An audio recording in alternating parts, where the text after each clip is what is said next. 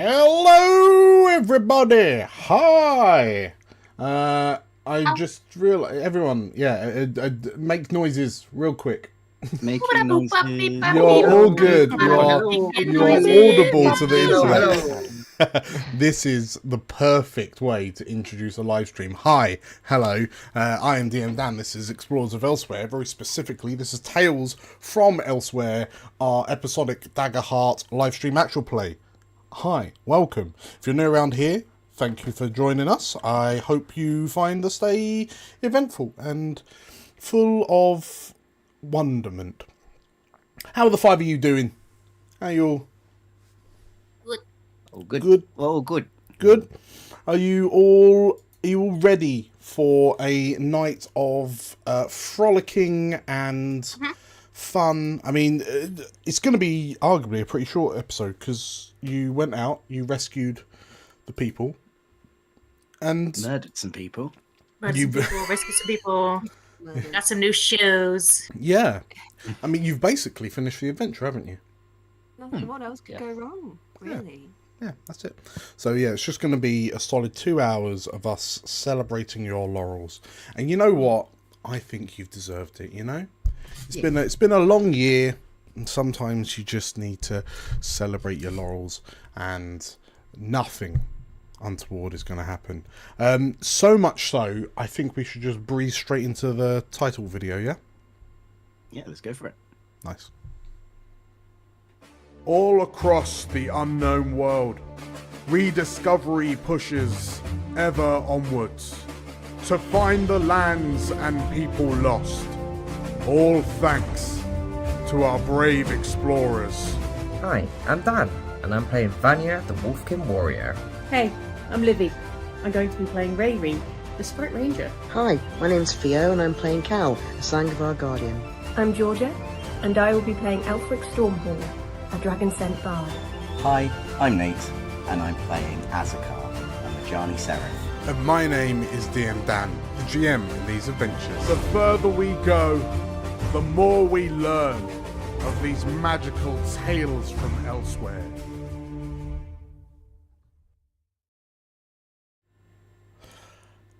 And so, we find the five of you, plus, we find the five of you in a rather kind of hilly, wilderness-esque area to the north of a small town called Islebridge. Islebridge being a somewhat sprite-dominated town. So, Livy, your ranger Rayri has felt quite at home in a town that genuinely caters for those of a more diminutive stature. But yes, you've arrived on request of a Lorivar man by the name of Darrington Press, who's reported that some daughters within the town have been kidnapped. And that's a problem because the daughters were due to inherit the responsibilities and ownership of their respective family clans. That of Clan Fisby and Clan Fyram. You found out that the two clans are pretty much, between the two of them, they look after the kind of the agriculture, the production, the construction, the manufacture of pretty much everything within this town. And it's a very kind of symbiotic relationship between the two. But with the girls gone missing and fingers being pointed from both families at the other, the tensions are running high. And thus, you did a little bit of investigation through the town. You spoke to Darrington Press, who kind of laid out the woes of the town. You spoke to the sheriff, a rather haggard-looking Lorivar man by the name of Perrin, and you also witnessed the anger of the two clans outside the sheriff's office, which you didn't quell in any way. If anything, perhaps stoked it a bit more. With following a lead, you've then gone up to this kind of hilly wilderness. You found some bandits who you proceeded to absolutely delete off the face of the planet. And lo and behold, in their cave, held captive, were two young adult sprites, who you know are Capuline, Fisby, and Montana Fyram. So we pick up as Vanier is in the cave with them. The other four of you are kind of scattered across the side of the hill. But yeah, the two girls having just had their bonds, their binds kind of cut by Vanier's favoured cooking knife. They've all they're currently looking at you, Vanier, quite gooey-eyed, and in unison have said, "That was amazing." What are the other four of you doing? Are you kind of heading on up, or are you keeping an eye out, or what? Yeah, I think Riri will just hop on the back of Vinny and scramble up the mountain with the last bit. Go see what's going on.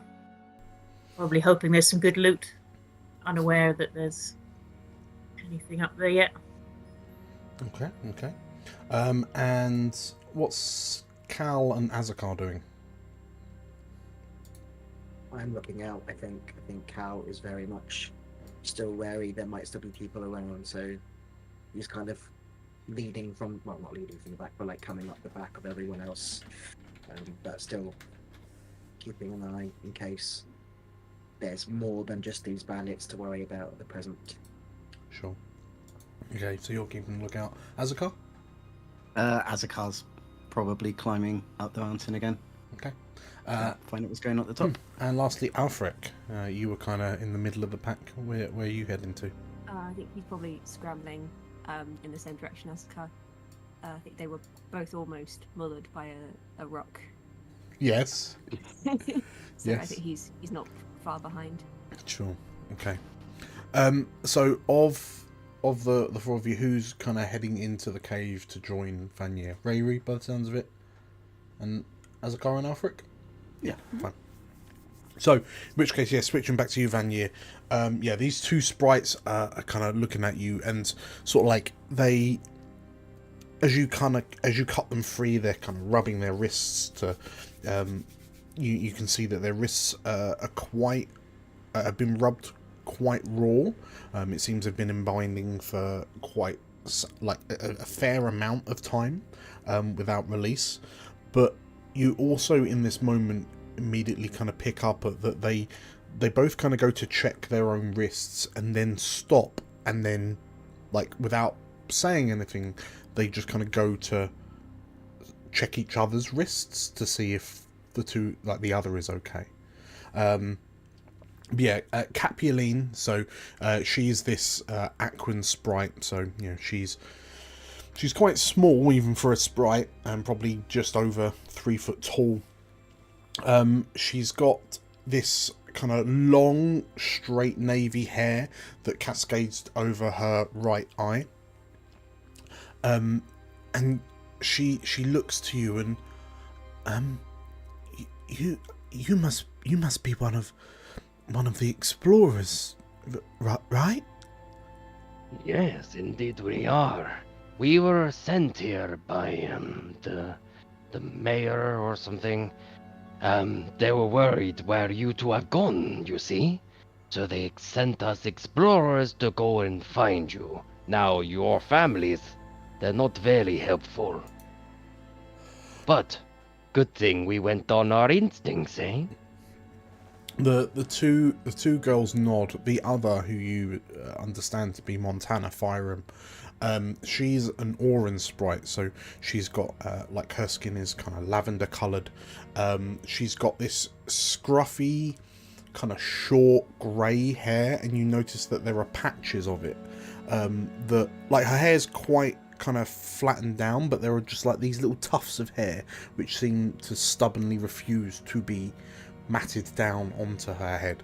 And she, like, as you say that, she have they been worrying about this? They're always just busybodying around, and they're always fretting and throwing. I mean, they can't just leave us be. We're grown women.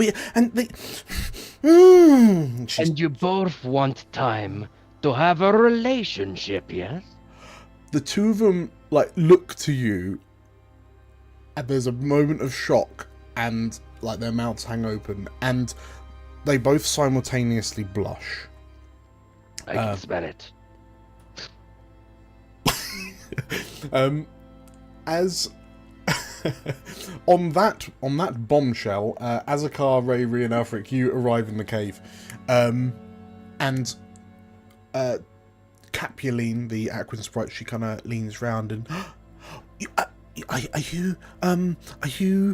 you explorers as well? Oh yeah, these are my friends. And I wave them in. Hello. The two girls once again go a bit gooey-eyed when they see a sprite and a dragon scent. Well, they see another sprite who's an explorer, but then they also see a dragon scent. Azakar, there's a part of you that feels slightly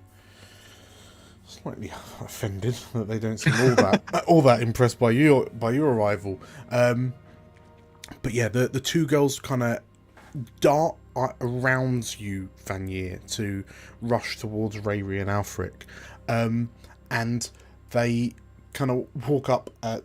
Montana goes up to you, Rayri, and she fishes your hand out and then just starts shaking it excitedly. And thank you so much for coming to save us. I mean, it's been a really tough few days. We didn't really know who was going to come to save us. It was just completely out of the blue, and I don't understand why anyone would want to kind of steal us away. But thank you, and you as well. She says, turning back to you, Vanier. Thank you so much for you've all done so well. Oh, there's another. Hello, she says, and she's kind of waving to you, Cal, through the cave entrance. Cal's very slowly like walking up. He's just like hearing this very excited like movement, and he's like taking his time. Like to offer us. Like slowly moving over. Well, Capuline is just kind of like Alfric. You, as someone who is still kind of reveling in the awe of being in the presence of explorers, how does it feel to very, very unsubtly see what clearly the other explorers see, but from the other perspective? As you look down at this Aquan sprite, she's just... She actually makes a hard noise, like a little kid, like a toddler that's just like seen a butterfly for the first time. How's that make you feel? Alfric is looking in a living mirror. Mm. I don't think he quite understands the irony of this. I think he himself is really flustered that they've found the people they're looking for. They've done their job. And I think he's like the things he's been taught how to act in proper society kind of kick in, and he does like a nervous little bow, and he takes her hand in his clawed one. It's amazing to meet you. We've never rescued a kidnapped person before. Capuline smiles and, consider us no longer kidnapped. And like the two young sprites look at each other, and then they both kind of squee and like dance on the spot. Between you, Azakar and Cal, this is... What are you making of all of this? Like this absolute hero worship.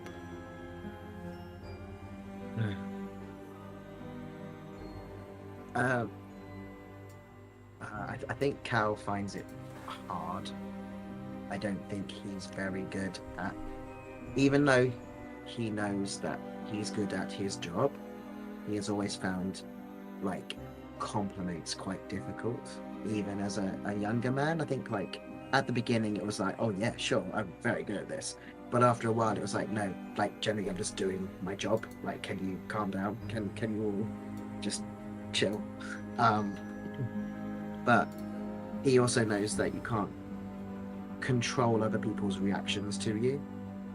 So it's very much it's like nodding and hoping they'll calm down so they can actually talk properly about the situation which led them to be kidnapped, because that is quite a serious thing. Sure. We need to have answers to. But he's not going to take it away from them. Like, he doesn't feel like that's his role. His role is there to support them, if that makes sense. Sure. Okay. Nate, yeah, how's Azakar? What's going through Azakar's mind, taking this all in? Azakar is still feeling a little bit, what's the word that I'm looking for? Perplexed that this young runt of a dragon scent saved him from this falling boulder. Yeah, of course. And is not completely sure how to compute it at the moment. And with all this noise, like a bit like how Azakar doesn't take compliments well, but it's not because he doesn't take them well, it's because he's just doing his job. Like, this is what he has grown up doing. This is his part in the faith of the Mother Aya. This is what he has been bestowed to do, and this is what he does. So while all this hero worshipping is going on and this squeeing, and none of it directed towards him, which he's like, that's fine. He's going to actually explore the cave a bit, see if there's anything in this cave that is of any interest. Okay. Roll me a. If you're having a little snoop, I'm imagining this will be an instinct. Let's do that then. And we can use our fancy new dice rollers. Okay. Boop. It's a crit. It's a crit. Oh, opening with a crit. Or cave. Well, bugger me then. It's a 5 altogether, but it's still a crit. Still a crit. Well, you go up to 5 hope, and you roll a crit. So yeah, automatic success. While I'm thinking about it, actually, quickly roll out your prayer dice. Oh yeah. Oh yeah. I get 2. They are 2 d4s. Yeah.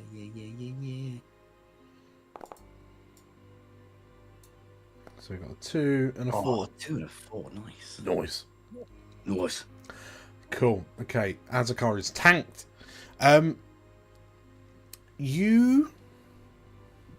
so as you're going around, the cave has largely what you would kind of expect to find in a bandit camp. There's like hunted,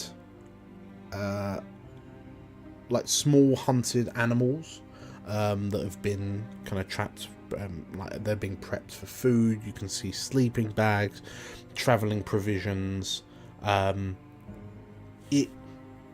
Looking around, it strikes you that it's clear these were just kind of like a wandering, roving band of bandits. Like no fixed abode. They were just kind of presumably going from A to B, and then just happened to stop here. And that strikes you as odd, because there's nothing. Well, looking at what they had, there's nothing to kind of suggest a reason as to why they would then go and kidnap 2 very specific women from this village. And it's not, you've heard that the bandits weren't. You were told, but the bandits didn't really kind of go to Islebridge. So yeah, it just seems a bit odd.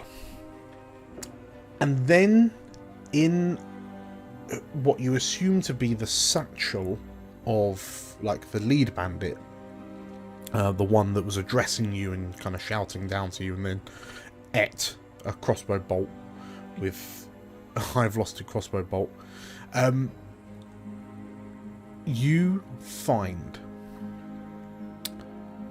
a crumpled envelope.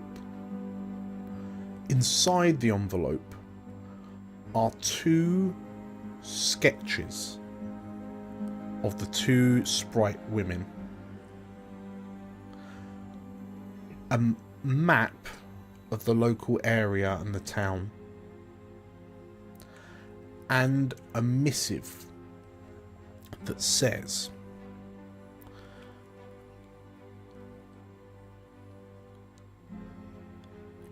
two letters, 2 missives. One that says,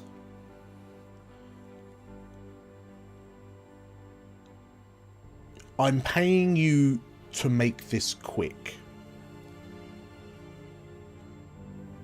Don't let anyone see you, but the girls gotta be out of the town within the next day.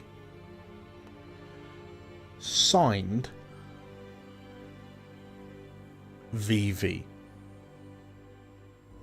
And the other missive, VV, with what appears to be the stamp of Clan Fyram. The other missive effectively says the same, signed VV, but with the stamp of Clan Fisby. And off the back of a crit, you'll immediately put 2 and 2 together. The only VV you know is Varen Verizon.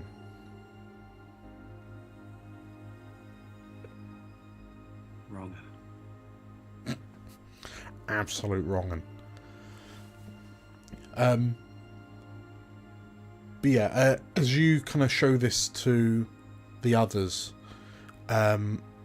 Azakar appears to have 2 letters to the same, like, bandit leader, both signed by, presumably, Varen Verizon, but stamped with the seal of approval from the 2 different clans. What are we making of this? Baby's looking over, just looking at. It's just like her. That one. It looks just like her. Did you do these? Scott, did you draw these? No. Oh. No, but nice try. Ladies, do you know why Varen would want to have you kidnapped? Have you out of the town? The 2 girls kind of look at each other confused, and they approach, and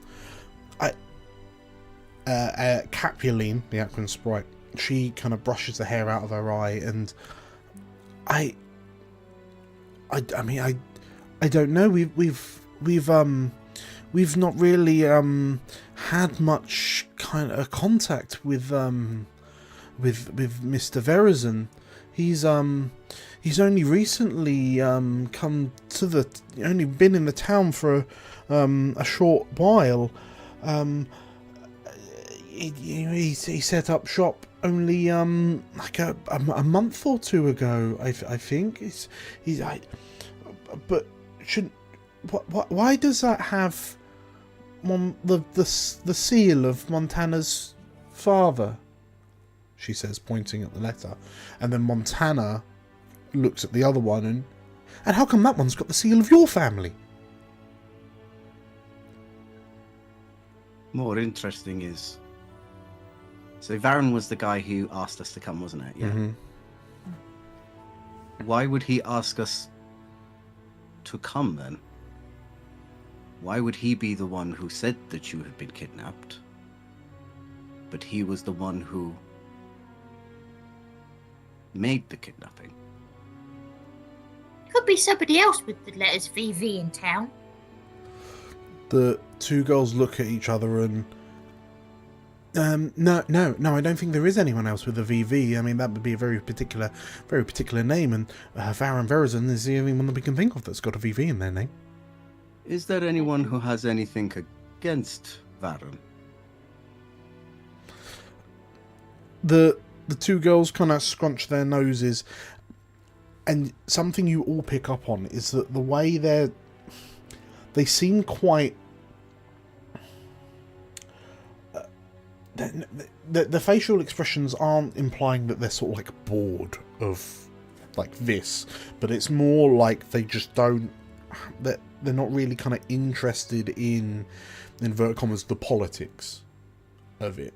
But so as they screw their faces up, it looks like they're kind of concentrating on something that they just don't find particularly appealing. But that was a miss. Oops.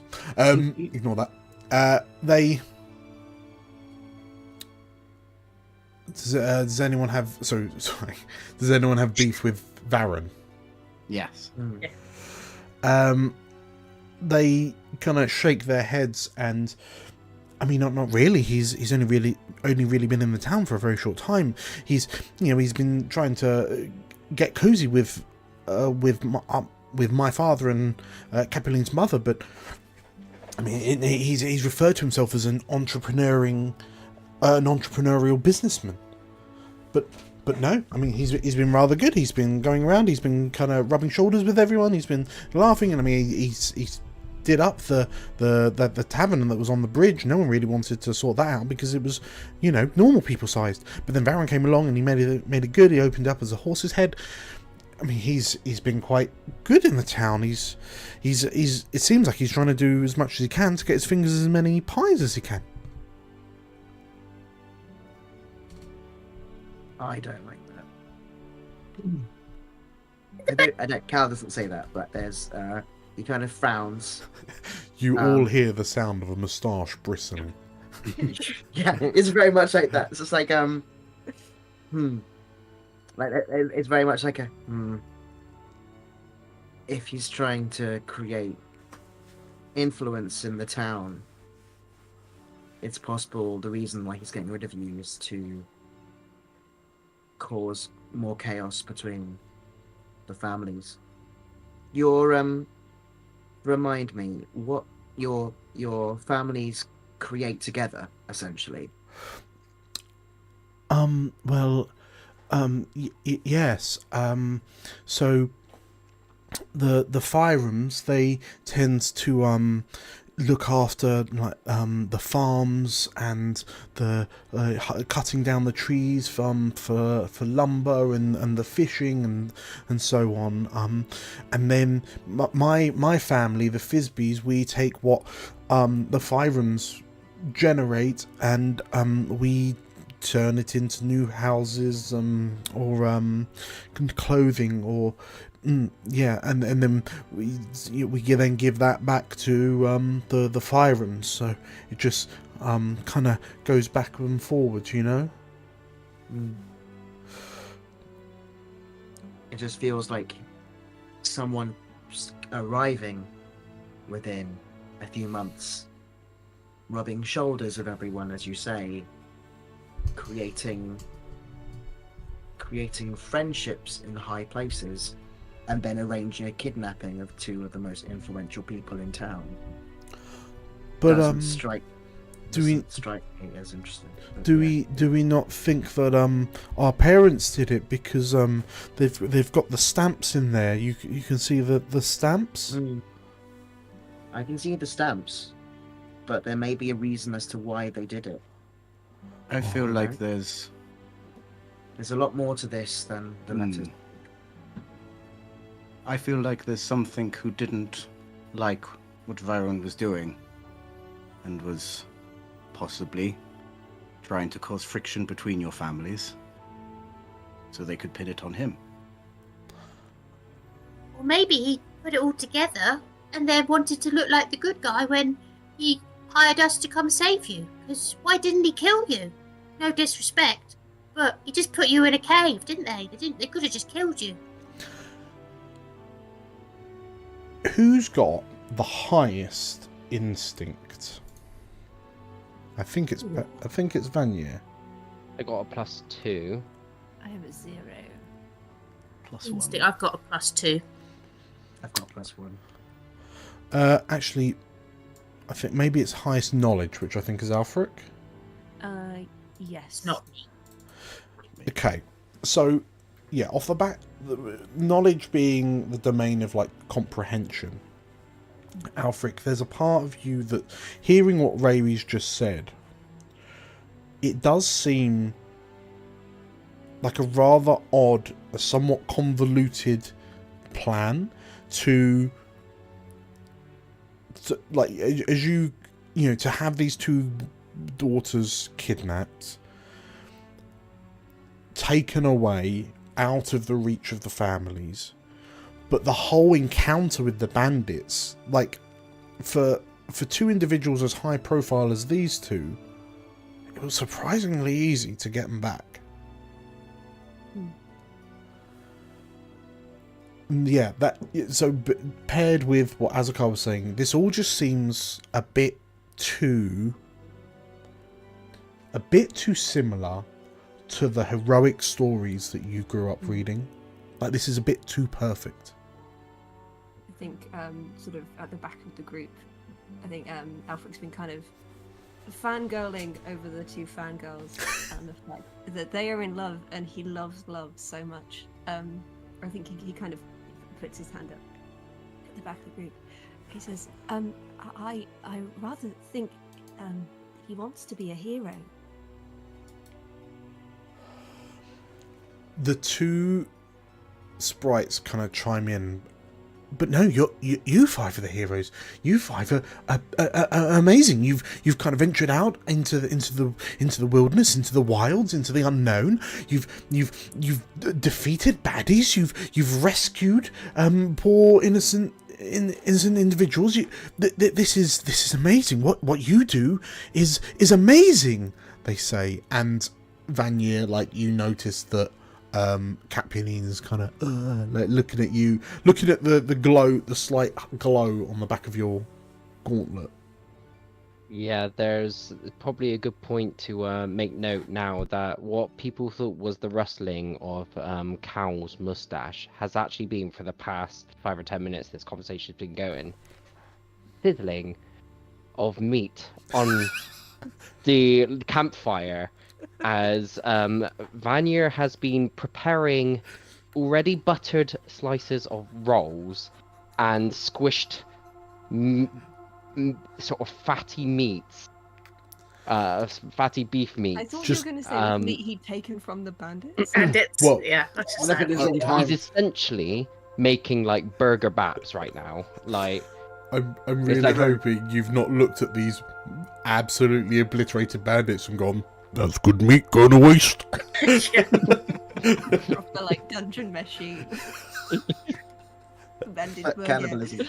And it's like as the focus comes towards Vanya, is like, well, whatever it is, we can't decide this on empty stomachs now, can we? And he starts putting the cooked meats into baps, and he's like, you girls must be hungry by now. Who knows how long you've been out here for? Here. And he starts handing out these meats, and he's like, this meat is good. This is boulder yak meat. Very fatty, but very succulent meat. It will fill you up right away. There is only what I can describe as the sort of like the Japanese anime girl noise that comes from these two sprites as they just kind of like plonk themselves down next to you as you start handing out the food. And yeah, I make enough for everyone as well. Sure, no, that's absolutely fine. Yeah, you collectively will be able to take a short rest if you so wish, whilst you're mulling on all of this. So you can go ahead and click on that in Demiplane if you so wish. During the short rest, since we've got that time around, can Alfric get out his violin and do one of his troubadour spells? Oh yes. He can play a song and every close ally around him gains a buff or a debuff. So if he plays a heartbreaking song, you will take a hope.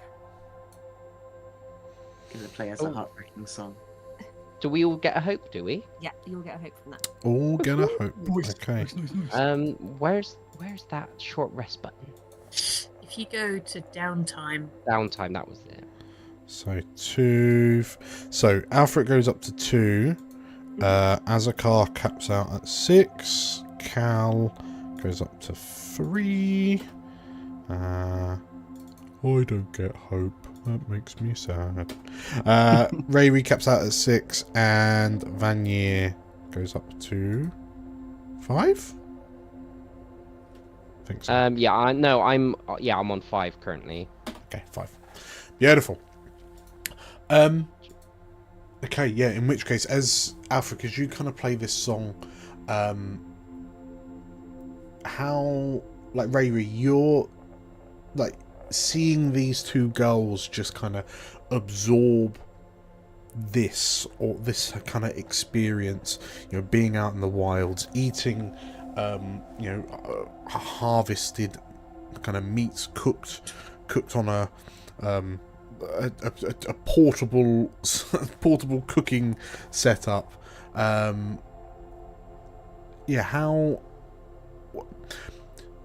How close do these girls seem to, like, your own experiences before you became an explorer? very far. Oh, really? Well, I think, like Ray grew up around not a lot of sprites. Quite a small family within another village, and I don't know. They seem quite privileged, I guess. And Ray didn't live a life of privilege, so I think she finds everything quite charming, but just like bit alien. Bit alien. It's just like, so, oh great, you've got a home. I don't, like, good for you. Yeah. So I think she's just kind of sitting there, just kind of nodding along and being a bit, I don't know, probably feeling a bit rubbish inside. Not that she ever really shows it. It's just like, wish I had a little sprite friend and lived in a village full of sprites and lived a charmed life. Yeah. But you notice as sort of like they're talking and like listening to the stories that are being told and the conversations, like you notice that Capuline is kind of like earwigging in on a conversation that Azakar and Cal are trying to have a little bit like quietly. But yeah, you notice that as they're just sort of like looking around, and this with a proper kid in a sweet shop expression on their faces, you note that at some point, sat next to each other, like their fingers have entwined, and they're just like like every time something kind of awe-inspiring happens, you see like their fingers squeeze ever so slightly as they kind of look backwards and forwards. As a quick note, DM, I saw you roll dice. Yes, so you're aware above board, I've taken the 2 short rest moves, one to restore my health. Yes. Which is the tend to wounds move, and also the repair armor move. Okay. And I've gone back to full on both. So it's basically essentially the curing wounds is mainly eating this nice beefy burger. And then once he's finished with that, as he's sort of cleaning up, he's just like popping out the odd bits here and there. Sure. And just well, in that case, Cal, what were your 2 short rest activities? I'd like to do the same, really, so it needs to tend to the very small wounds that I think I got from a bandit, so just taking a bandage and dealing with that, and then checking my armor is all up to scratch, which is, I think it's something he does automatically. He doesn't even really think about it anymore. However, he does also, when Alfric has stopped playing, he will, like, while he's repairing his armor, he will just very, very quietly just be like, "That was quite good. You did well today." And with that, if I compliment someone or ask them about something they're good at, we can both take 3 hope. So you now survived. Both go up. Yeah, like, you did good, kid. You did good. Did you pick that one up too then? Yeah, I did. It's great. It's so good. It's so good. So yeah, so both. That has to be me nice and- to people. Yeah, he is nice. He's just not very good with his words, and looks looks are deceiving. But yes. Okay, so that takes you Cal up to 6 hope, and Alfric up to 5 hope. Oh, you guys are tanked. I'm ready to fight this innkeeper. Cool. And my health and my armor are all good now. Cool, grand. Well, Alfric, what 2 activities were you doing? If I've gotten this right, because I've never done a short rest before in this, he will tend to his wound. Yep. He's got one. And then can he do some to repair his armor? Yep, absolutely. So you can restore 1d4 armor slots as well. Thank you. Fab. Yeah, feel free to roll those out. Well, actually, if you've only lost 1 hit point, there's no point rolling that. How many armor slots have you lost? 2, I believe. So I'd roll just in case. Anything but a 1. Okay.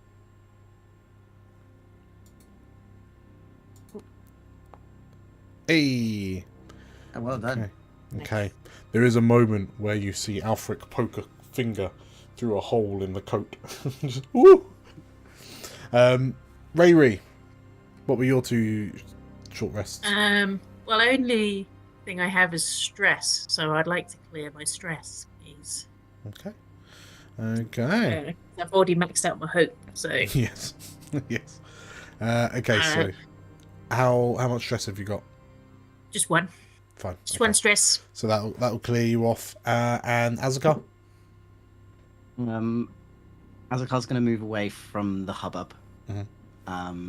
And he is going to go into he's going to sort of sit down at the edge of the cliff. He's going to sit down, cross his legs, and go into sort of a meditative trance.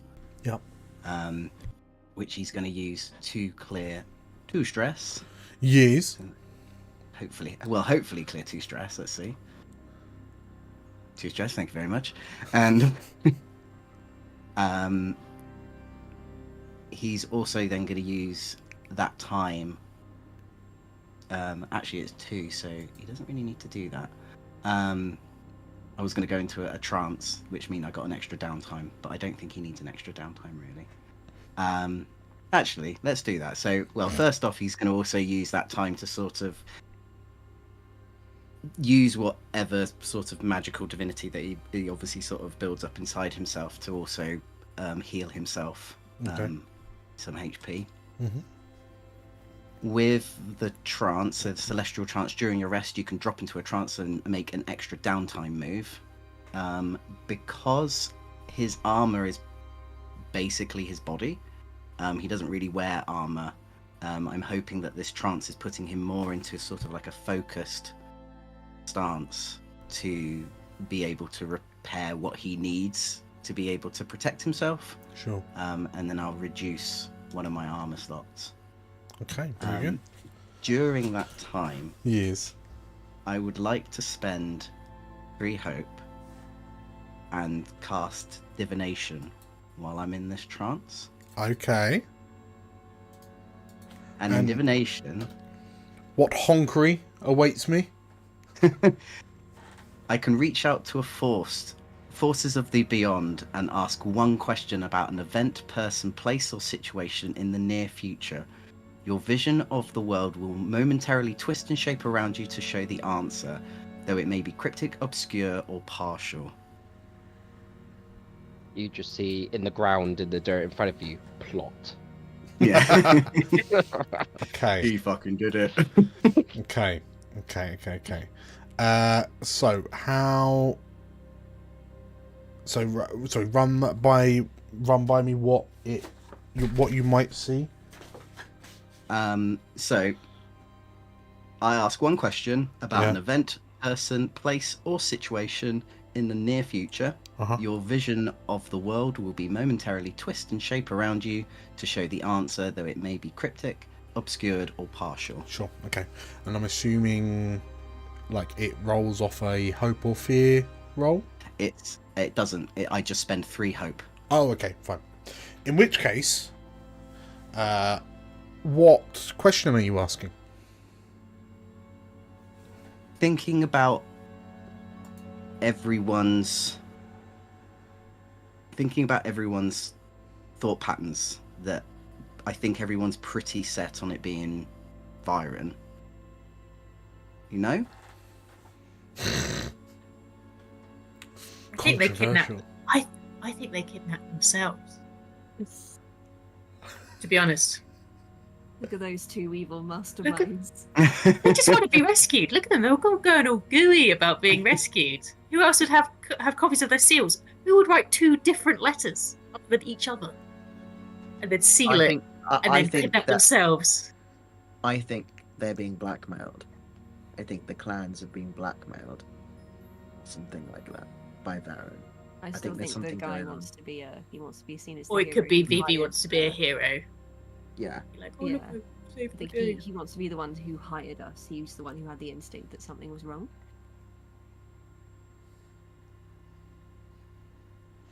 With that in mind, Nate, how does that influence your How question? about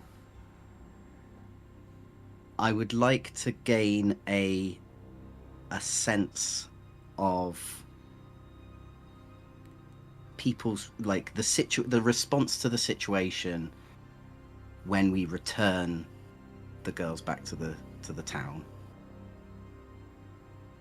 So is the question what is the response? What is the response from the town? Burn them.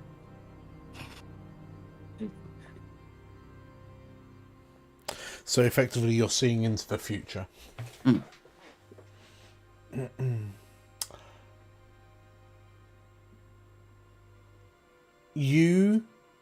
Okay. As you kind of feel yourself sinking into this kind of well of meditation deep within you, as you focus, being a Majani, you're able to kind of focus the flow of mana, your own personal flow of mana through your body, much more intricately than the other peoples of elsewhere. And as you feel your body kind of re-knitting itself and kind of healing itself at a frighteningly fast rate, your solitude suddenly radiates with this kind of warm glow from a presence from up high. And as the light kind of seeps into the darkness behind your eyelids, and it colours the world in an almost kind of broad brush watercolour kind of way, you see an image of the clans together, Clan Fyram and Clan Thisbe together, their faces etched with gladness and sorrow.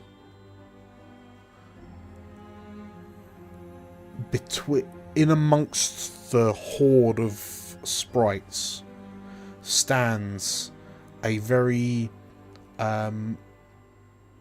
stands this looming figure that casts a shadow over both sprite clans. But the shadow is reaching down to place hands round the shoulders of the matriarch and the patriarch of the two clans. And all of them are watching two figures leaving town with freshly packed backpacks and this sensation of wanderlust emanating from them. And you recognise the two that are leaving to be the two girls.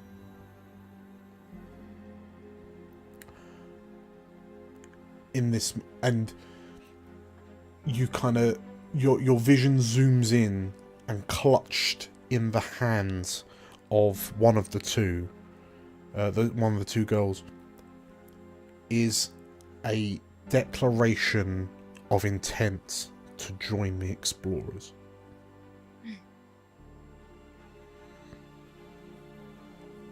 The right decision. Yeah. So you notice that the clans seem happy, whilst also sad. But this large, looming, shadowy figure is kind of enveloping the two clans as they watch these two heirs to the town leave.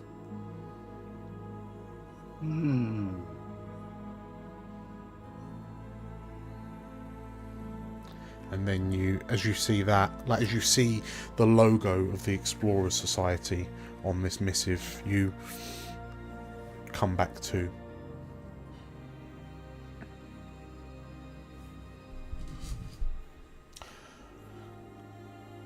So, inside the cave, as you're kind of packing up and getting ready to leave for Islebridge, Azakar, you are joined by the two ladies, and well, I say that you're joined. You hear them kind of emerge out the cave, and they're kind of talking quietly to one another. And yeah, you overhear one of them saying, "But this life, it was never for us. We never wanted this life. We wanted something more. We wanted something exciting. We wanted something new. They'll be fine if we leave. We can always come back. Islebridge is connected by one of the portals. We can always come back. And just think of all the amazing things that we're going to see and the amazing things we're going to do. We're going to be just like them." And Capuline, the Aquan sprite, yes, I think you're right. Just think of all the good we could do in the world. Mama and Papa, they'll be fine. They'll be fine. They'll find someone else.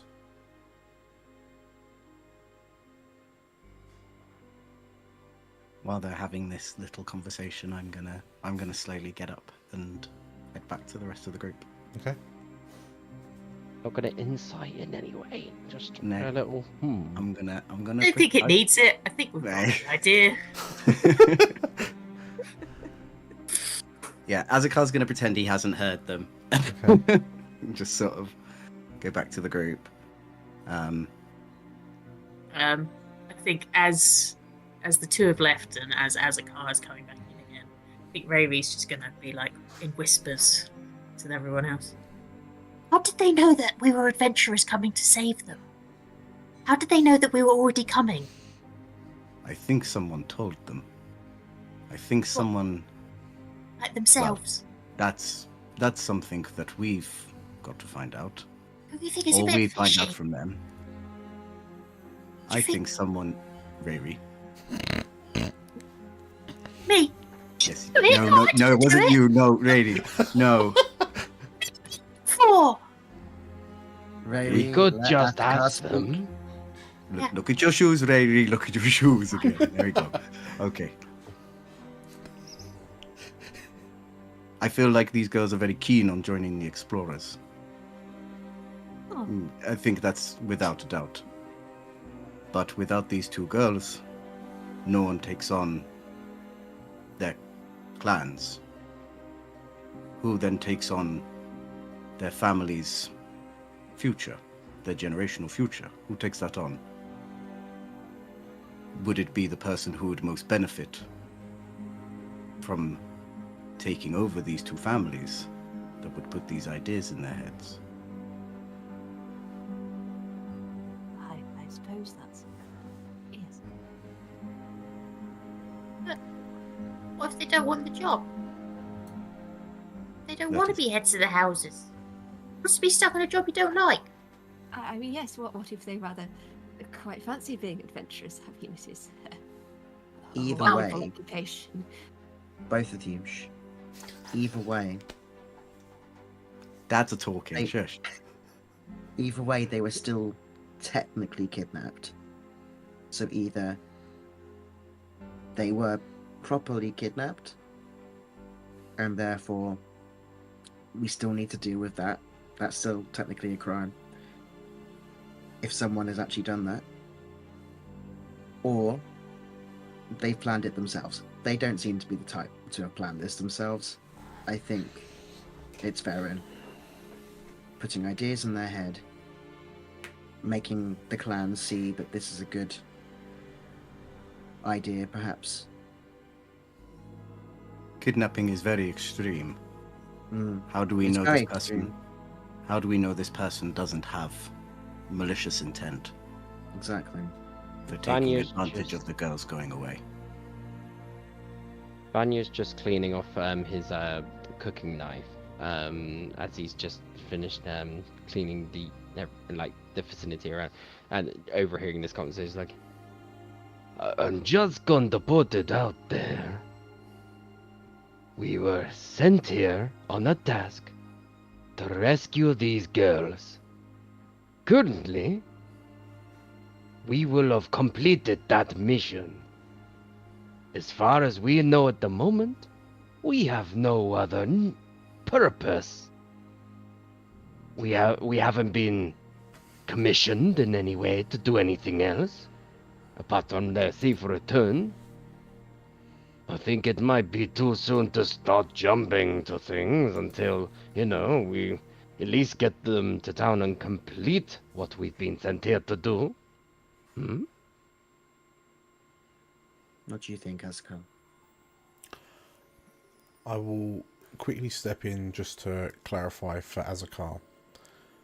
From what you've seen of Islebridge, like it is a beautifully balanced ecosystem based around these two clans. Like the thriving of Islebridge is owed to Clan Thisbe and Fyram. That was clear from seeing, and perhaps that's what drew so many sprites to it.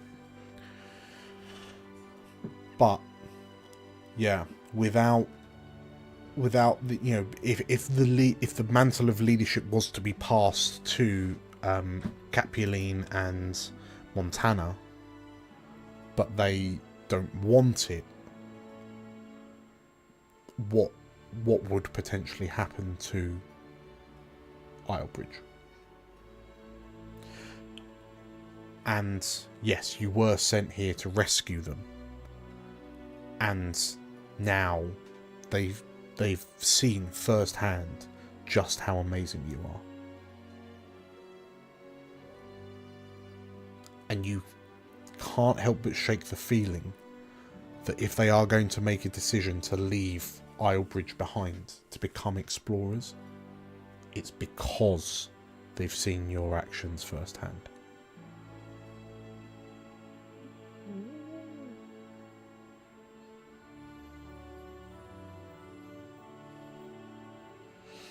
We were set up. Maybe we just look really shit for the rest of the time. If we just leave them here. Just break their toes and then see Yeah. if either of them can make it back. Bite all their fingers off. What do you mean? We are bloody brilliant. I know, but we're too good. Maybe we're too good. Yeah, you can't. I mean, look at Alfric. Starry-eyed, wanted to see the outer world, the true world out there. And now look at him. A part of the explorers of elsewhere. What couldn't be better than that? Got our hands full with him. Never mind 2 little sprites coming along. They're not coming with us. Alfric, you like where you feel you draw quite a lot of similarities with these two. Yeah, you also, it does seem that your decision to join the explorers, like nothing was hinging on you staying in Seldavon.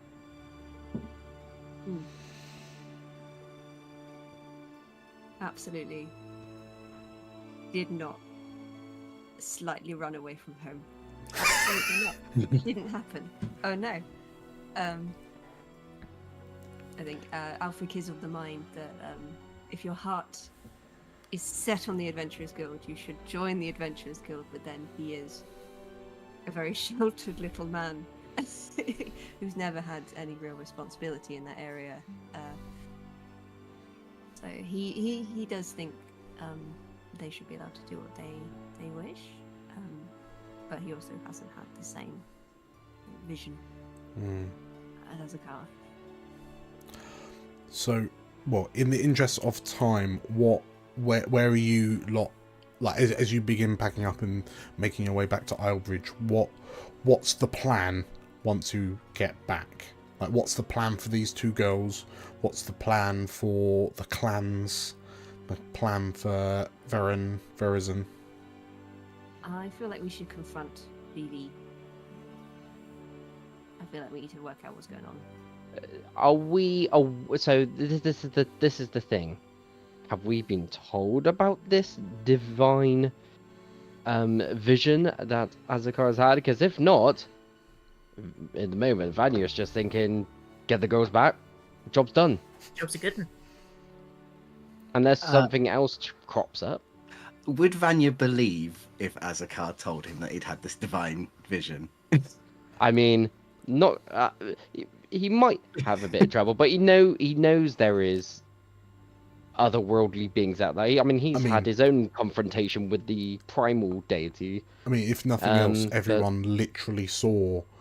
Like, Azakar's just got off the phone with Mother Aya, who was flying around the skies 18 months ago. Like, yeah. There are no atheists in elsewhere. We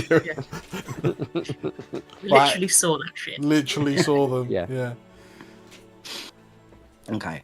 Well, in that case, Azakar will have told you the vision that he's seen, and he will also tell you about the conversation he overheard outside. Mm-hmm. Oh. Really? Stand by what I say. If that's what they want to do, that's what they want to do. You shouldn't live your life by other people.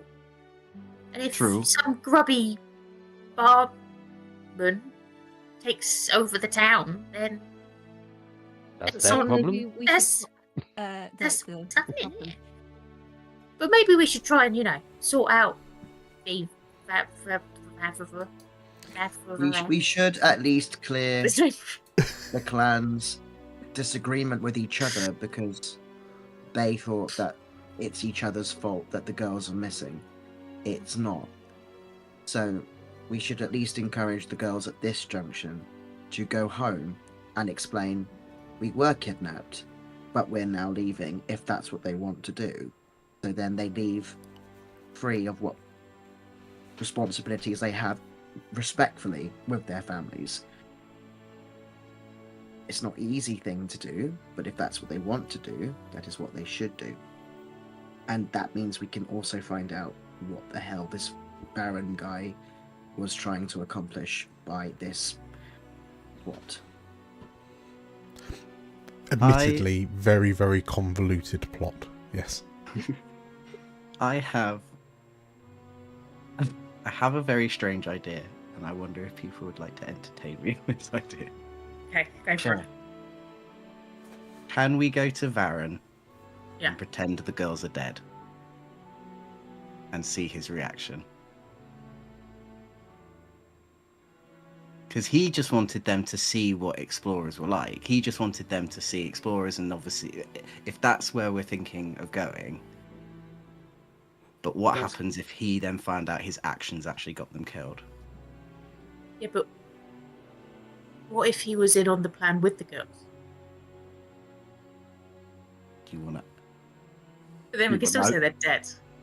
Yeah. And then see what happens. And see if he feels guilty or bad or. If we want to interrogate him with sort of a bit of leeway, I can make him forget a minute of conversation. Okay. Quite a few times. That's like, oh no. I have 6 hopes. Oh no. I can forget 6 minutes of conversation. How many times can you do that? Once per hope. How many hope have you got? 5 hope. Oh no, 5 hopes. Oh, we could have like 5 minutes. Yeah, I can do it 5 times. Brilliant. I should be used to this level of honkery in Daggerheart by now. So let's clarify here. So are we telling the girls that's the plan so that they can, or not?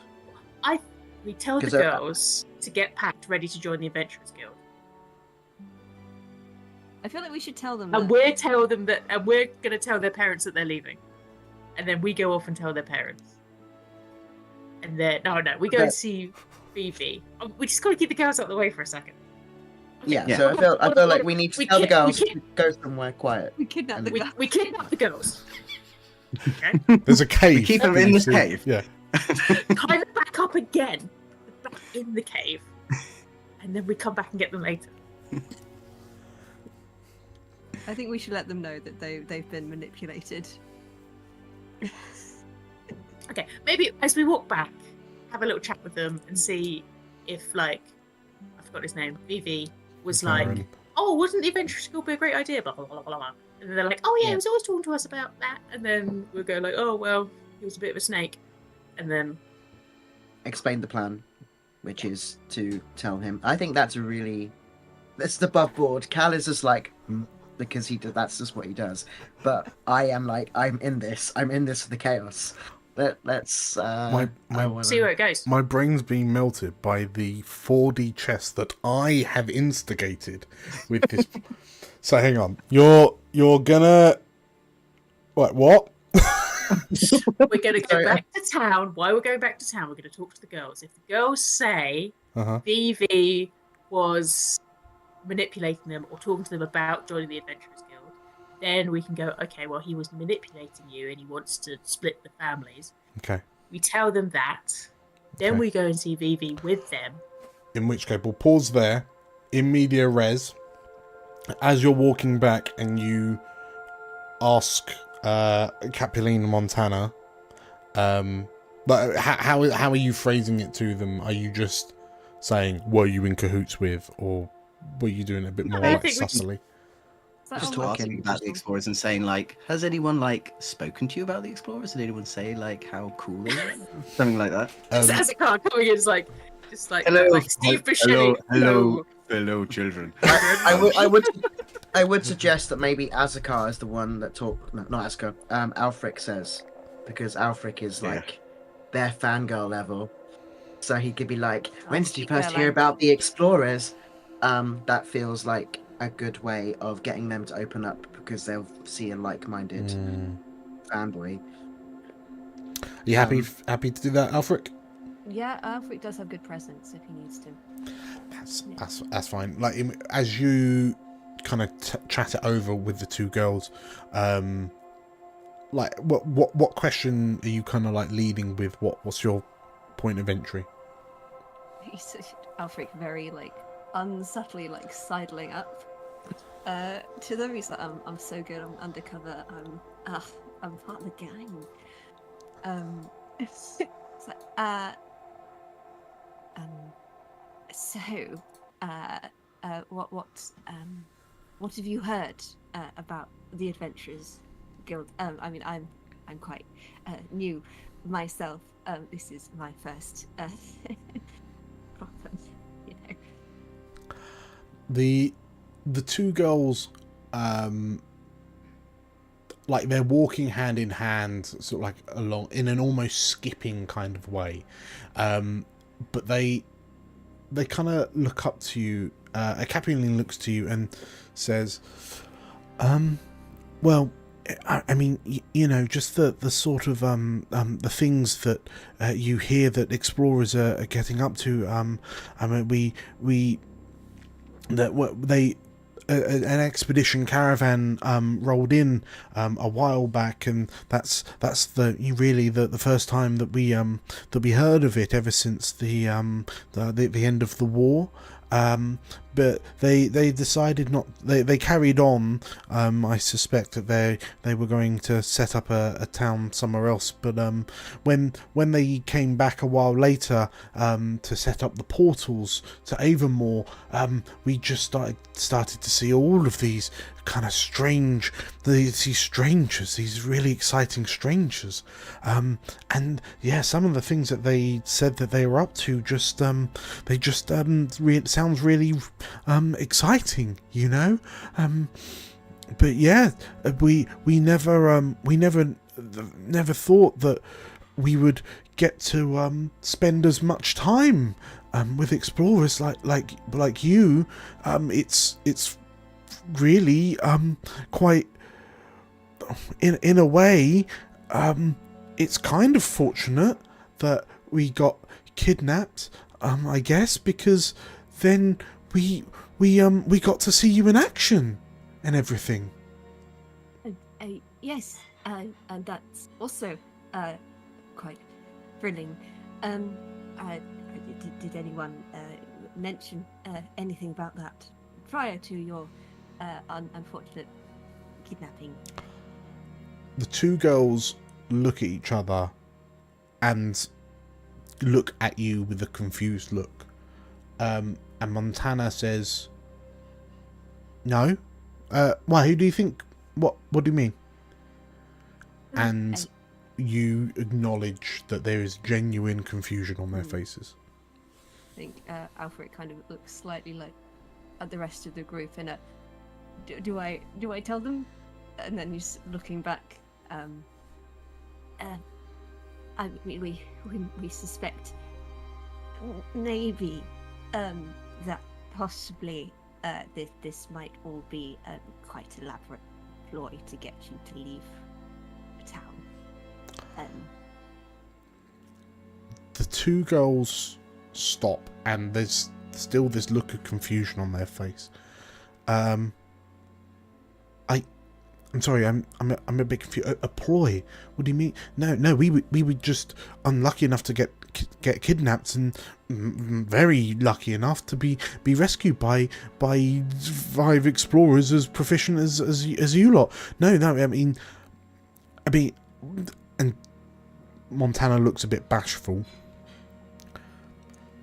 We have been discussing it, Cappy and I, and we've decided that we would very much like to become explorers. So when we get back to the town, we were going to let everyone know that we were going to speak to our parents and tell them that we're not going to be taking over the clan. Our parents, they'll be able to figure it out. They'll be fine. But the town's fine, and it sounds like there's a lot of enterprising minds in Islebridge. It doesn't have to be us. I mean, I know that our parents have expected us to be taking this over for years and years and years and years, but I'm sure they'll have a backup plan. I mean, I would hang fire on the telling everyone just yet. We have some secret adventuring tasks first that may require you to help us by pretending to be dead. Capuline and Montana are like, yeah, and then you say dead, and they, huh? We have suspicions in our adventuring way, Alfric has never quite really lied to anyone before. Okay. Or seen how people respond to him mirrored back at him. It's a learning experience that he's not quite enjoying. We have concerns about what may happen if you leave, and we're just doing our adventure due diligence. But I mean, there's lots of why does it have to be us? Capuline says. We don't want to run Islebridge. I know that feeling. But if we remove what might cause the issue, then surely you can still leave. That's what I wanted to do. I'm not entirely sure that our parents will appreciate that. We were actually planning on leaving without telling them. Oh, I see.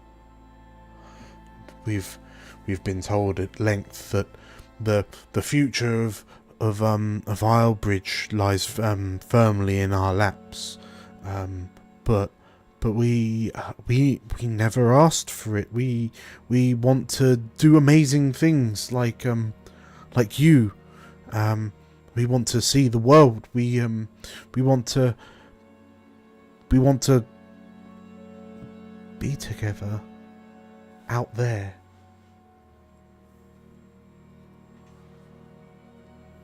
Alfric can't say no.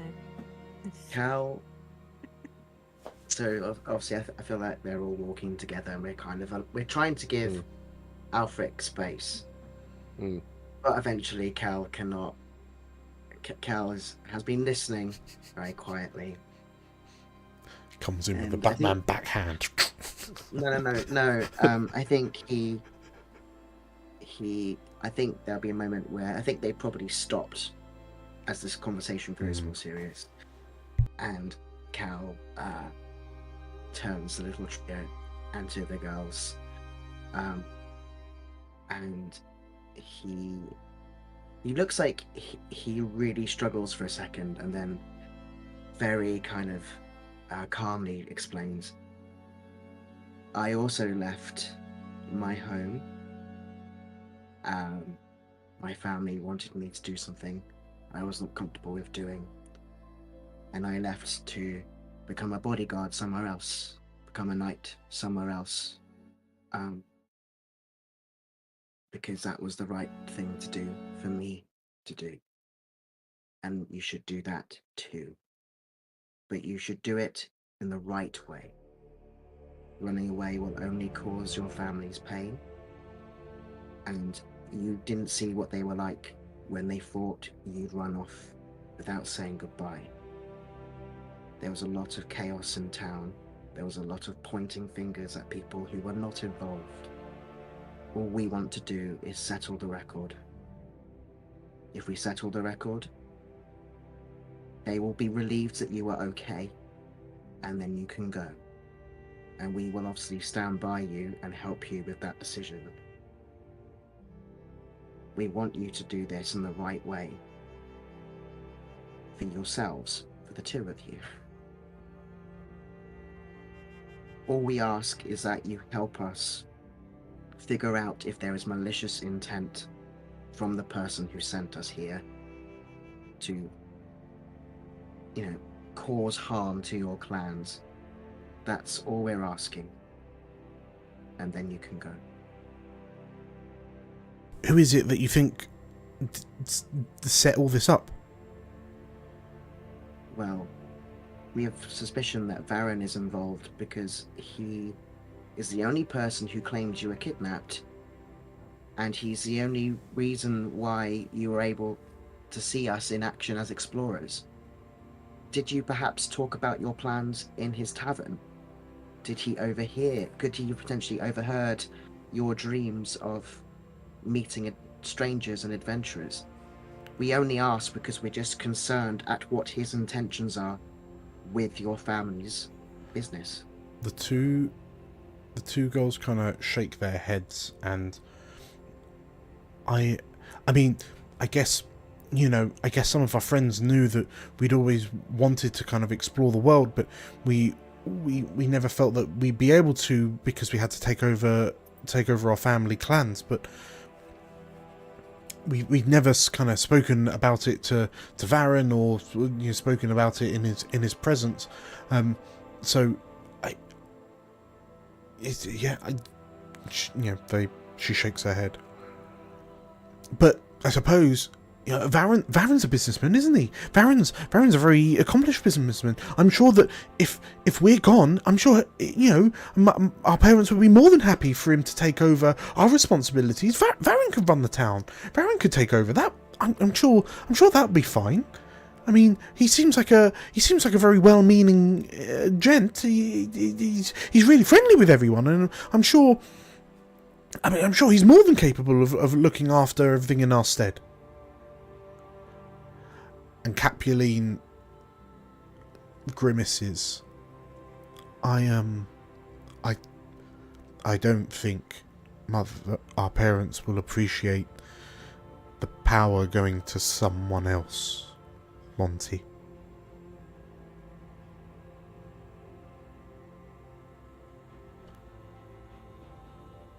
This is just my concern, that this is all for him to gain and your families to lose what they've built. I'm not saying that you need to take over. If anything, I want you to live the lives you want to live. But I'm just concerned that this gentleman has manipulated events so he looks like he's the right person for this job. And I'm just nervous because it's a very political move. I've been around politicians. They do things to your face in a very friendly way, but they have schemes behind smiles.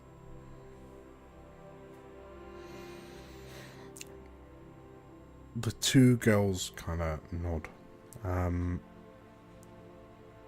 With all of this in mind, we're gonna fast forward to the outskirts of town. Final gates. What is the plan now that you're here? And the girls have agreed to play the parts that you give them.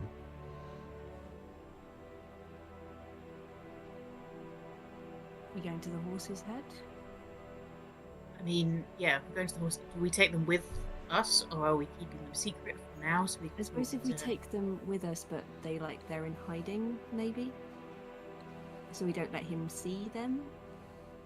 So he confesses to having manipulated them. That might. And also, if they overhear that, then they can feed that back to their parents. They just said he didn't manipulate. They never talked. I mean, if they find out that he orchestrated their kidnap to get rid of them, so Yeah. he Which has is something that we are connections. pretty sure about. They're very small. Can we hide them in a backpack? Chris in the chat has suggested you put them in a box. Yep. And you can sell them down the river. Yeah. Okay, so are you heading back to the Horse's Head, so Varen Verizen's tavern? Are the girls with you in disguise, or are they sort of staying out of the... Put them one on each other's shoulders and put them in Cal's jacket. It's not a bad plan. not a bad plan. I'm sure. In narrator's voice, it was a bad plan. Little did they know got a that big this would cloak. It's like If Vanya they with hide in two stripes hide in behind Vanya's them. cloak, So and we can just try and distract. So you're going to Horse's Head? Are you presenting the girls or no? No. No. Okay. In which case, as you where are the girls? because you know. Under my cloak, in my arms. I mean, can we just like disguise them and pop them down somewhere? You know, or just they can wear a hat. Zonoid, one of the... They'll blur in with all the other little guys. Disguise. Livy, are you saying that all sprites look the same? Livy. Livy. If they're all wearing... They're all wearing matching hats and shoes. Two particularly well-known sprites. I was going to say, yeah, the idea of disguising these two isn't a particularly thorough plan, given that they are, like, Islebridge's most wanted, most sought after. What if we gave them both a sleeping car and then lied them next to each other in a chapel, and then give one of them a dagger? And he wake. Oh no, there's dinner. Well, we still want them to hear, Livy. Yeah, because they need to hear if there is. Just why I carry them I think under my having them cloak. putting them under Vanya's cloak. It is a pretty big fairy. I've got a big cloak that goes all around. They just cling to my body. That's I mean, the thing is, I didn't want to cling to your body. Not you, Riri. I know, but you know, I've got a Riri's choice about jealous. this. I got the choice. Never asked me to do that. Yeah. we Need a Coke. can absolutely say that like the sprites can be within earshot but out of eyesight if you want to go and speak to Varen. Okay.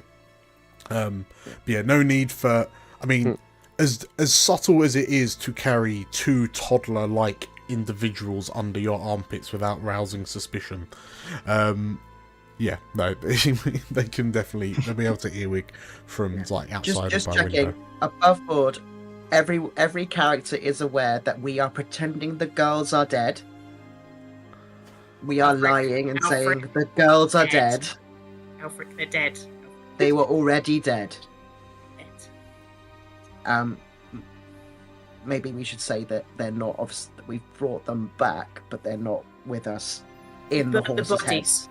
We found them in a barrel, smushed in. Very bloody. How did we know it was them if they were smushed in? No, just say they're dead. Just say they're Yeah, dead. They're dead. They're dead, and we found them in a questions- bandit If cave. there's questions, we're still on the fly. I'm just Okay. looking at the camera like... Okay. With this sterling plan in place, and are you? So you're okay. Right. I think we've got it. I think we got it. So with that in mind, with this plan in place, let's go grab a break. Let's call it a 10-minute break. So we will be back at 20 to 10. And then we will see the outcome of this mini fibbing confrontation. I say mini, just a little fib, just a little fib. If you've enjoyed the speculation, make sure to hit the like button. And to see more Daggerheart live stream actual play, make sure to hit the subscribe button and the bell icon for notifications when we release new videos. We're doing these pretty regularly, and we want you to miss out. So I'll see you all in 10 minutes. Bye.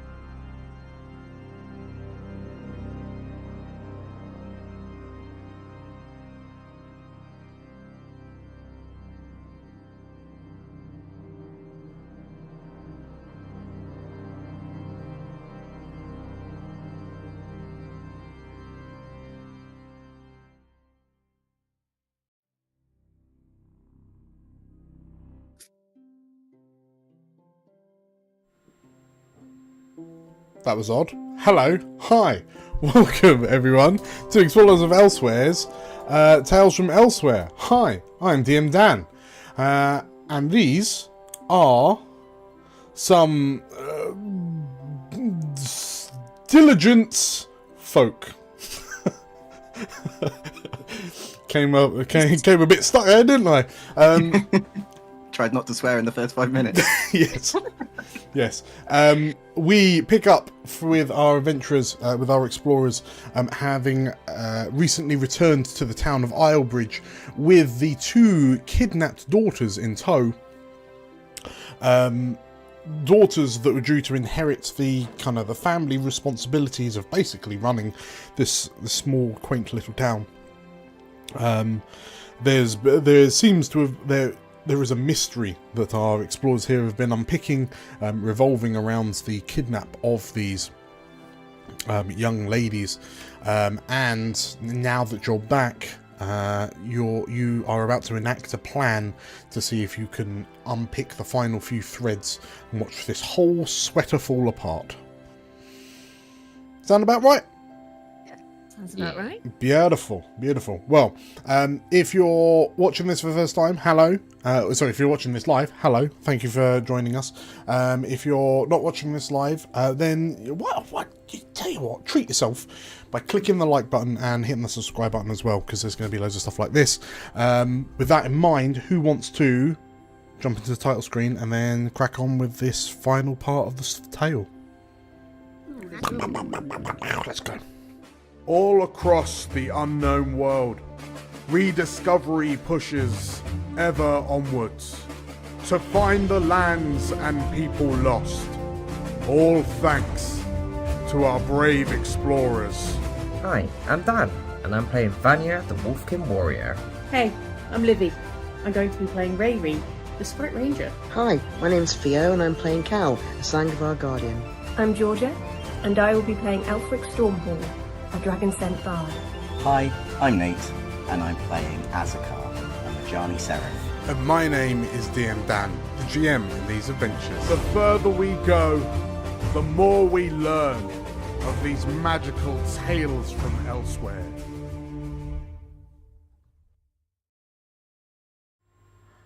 And so, let's turn the music back on.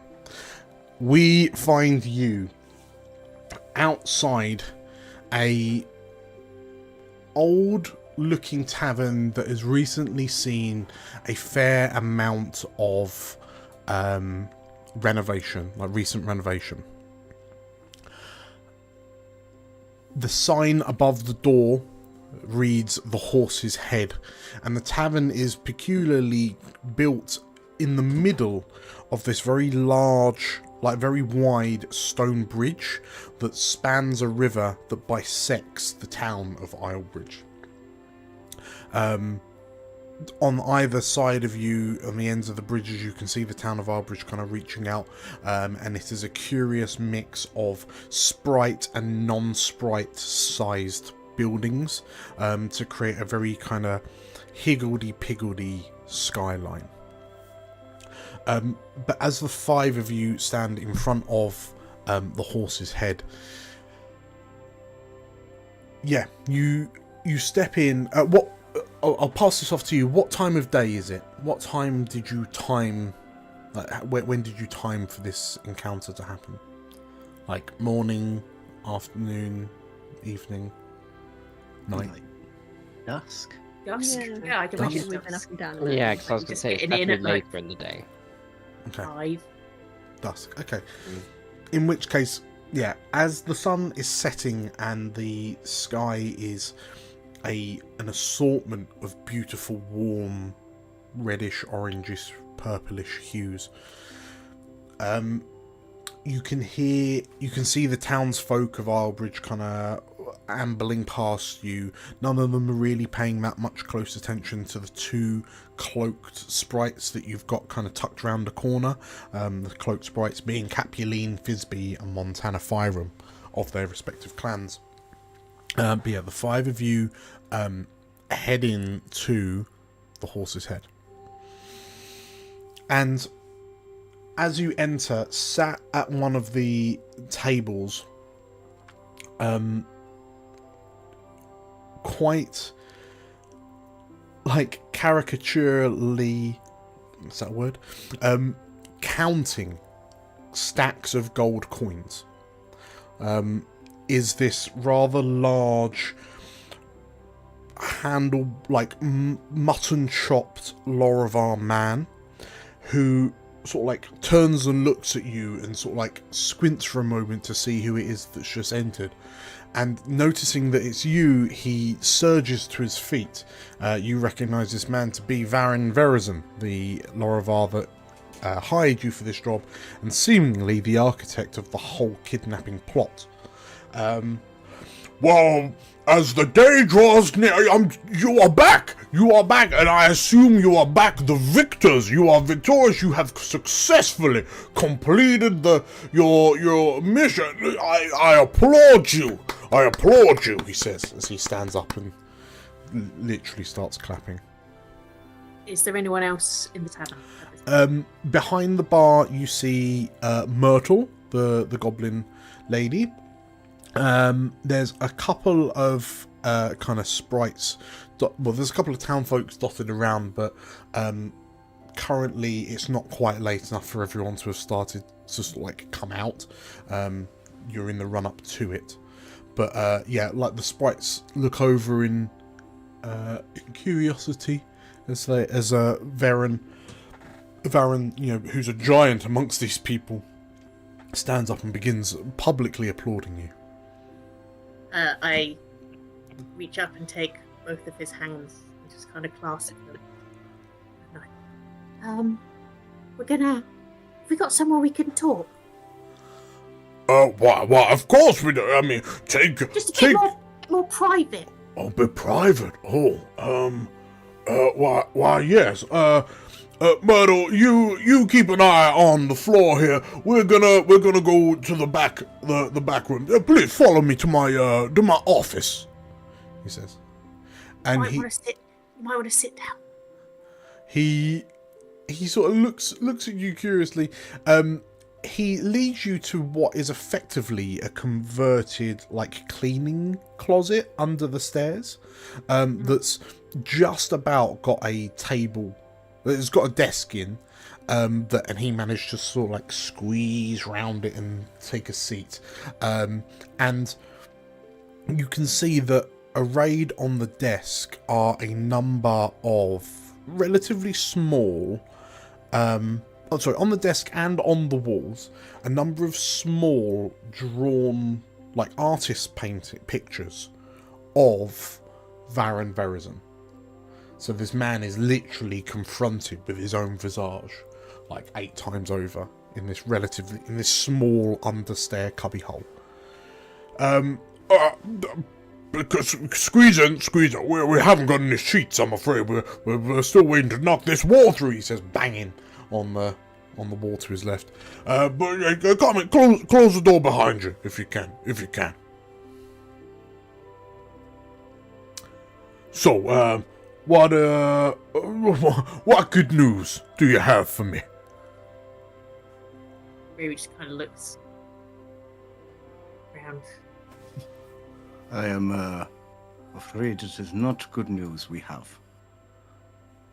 Would one of the girls had like a scarf or a neckerchief or something that would have been easy to take off them? Sure, absolutely. Okay. He's obviously got these neckerchiefs from the girls before going in, and he sort of places them on the desk and says, "It appeared we found them, but it was too late. Unfortunately, it looked like the bandits got to them." The Lorivar man is like sat. He's rocking on this small chair. This is a small wooden stool, so he's just rocking on its back 2 legs.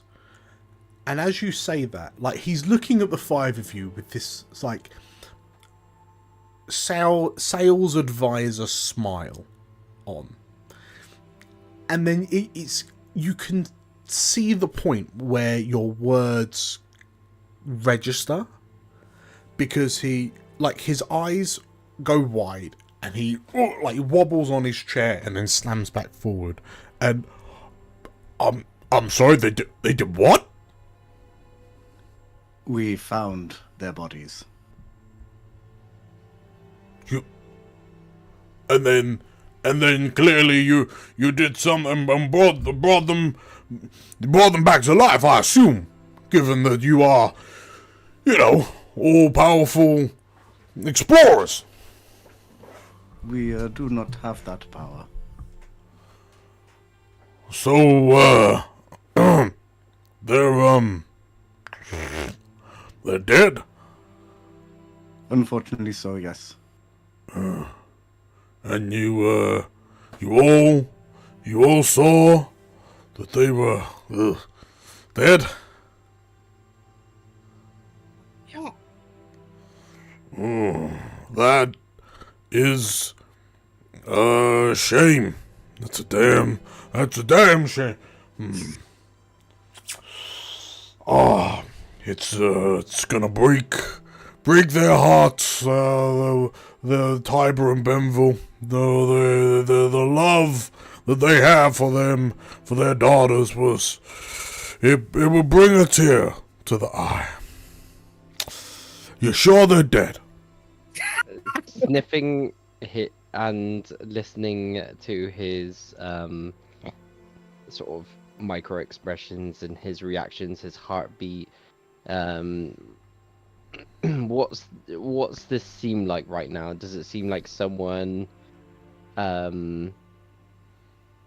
who is a bit shooken because of news of people's important people's passing, or shooken because his I think he's hopeful. I don't think he's even shooken. or is he hopeful? What's this guy? What's the sense we're going to get from him? He's seeing, with your acute senses, you have, as he's talking, anyone who's happens to be able to see Vanier, Vanier, you can't help but grimace slightly, because there is a distinct, stench of flatulence in the air.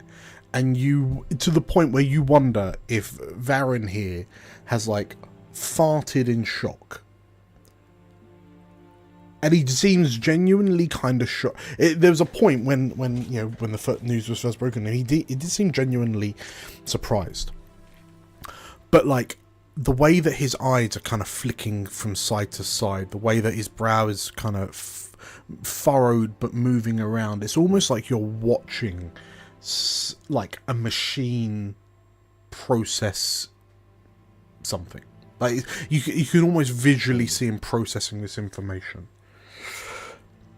to the point where he does seem genuinely kind of put out and a bit surprised, but he doesn't seem sad.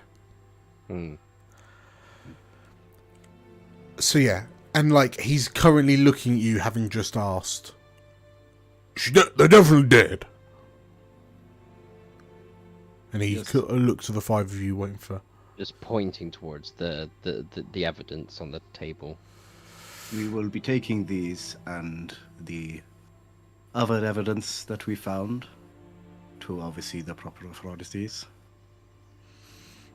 Varen nods. That's a real shame. A real shame. Anyway, he says, clapping his lap. If you've got this evidence of this foul play by these bandits, I suggest, if you go over and speak to Sheriff Parent, if you like, you can leave the real hard conversation with the parents, with Tiber and Benville. You can leave that up to me. I mean, I see them as pillars of this community, and I feel that I need to offer my sincerest condolences and my support in their time of need. And the now unfortunate reality of their misfortune.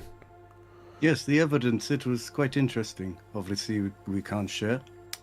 Some letters that we found. Some sketches. He nods, and letters and sketches, you say? Well, what of? I think that's better to take to the authorities. Vanya, well, actually, I say Vanya, all of you. You watch as he, and then his eyes start like flitting to each of you in turn, and like the brow starts processing and furrowing. And then he, right, well, yes, of course. I mean, you should do what you need to do, but, I mean, although it's not the outcome that we were expecting, I'm thankful that you have managed to complete the task that I set you. I mean, by the wording of the letter, you were asked to bring back the two daughters, and it was, expected that they would be on this mortal coil.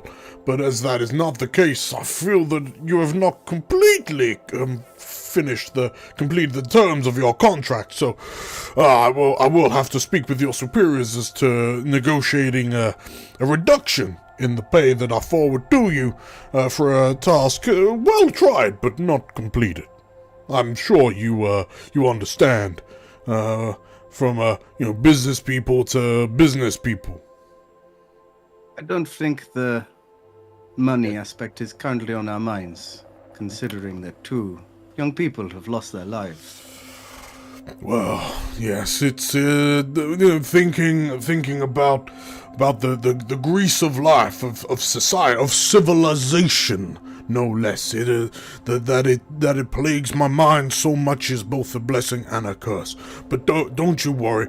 You do what you need to do, he says, and you can see he's now sort of like scanning you to see if you've got this, like, these letters and sketches you've mentioned poking out. And yeah, you do what you need to do, and I'll break the bad news. How's about that? It's okay. You look troubled enough. We will go and talk to the families. No, you've done quite a lot, he says, and he stands up, and suddenly the room feels a lot smaller with him sort of like two hands leaning on his desk. I insist. Tell you what, you've had a bit of an escapade. Why don't you drink some food on the house? You grab a seat outside, and we'll take care of you. And then we'll smooth everything over. How's that sound? We will complete our job first. Then maybe we'll return. He smiles with gritted teeth. Riri looks over at Alfric after they'd had a conversation about things that Alfric might be able to do for certain periods of time. Alfric catches her eye for a sec. And Riri goes, a minute, right? A minute. A minute? Riri slams her hand down. You did it! You did it! We know you kidnapped those girls and you wanted them to leave, and it's all on you. We're going to tell them all.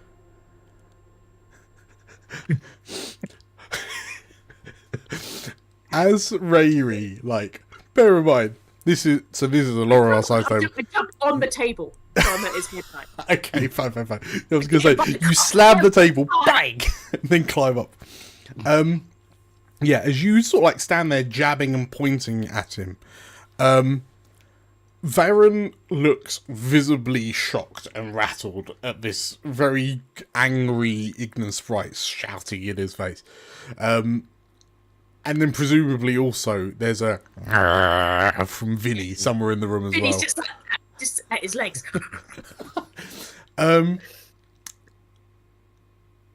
And you all watch as like this shocked Lorovar man like leans away from you for a moment, and then the shock turns into this kind of smirk.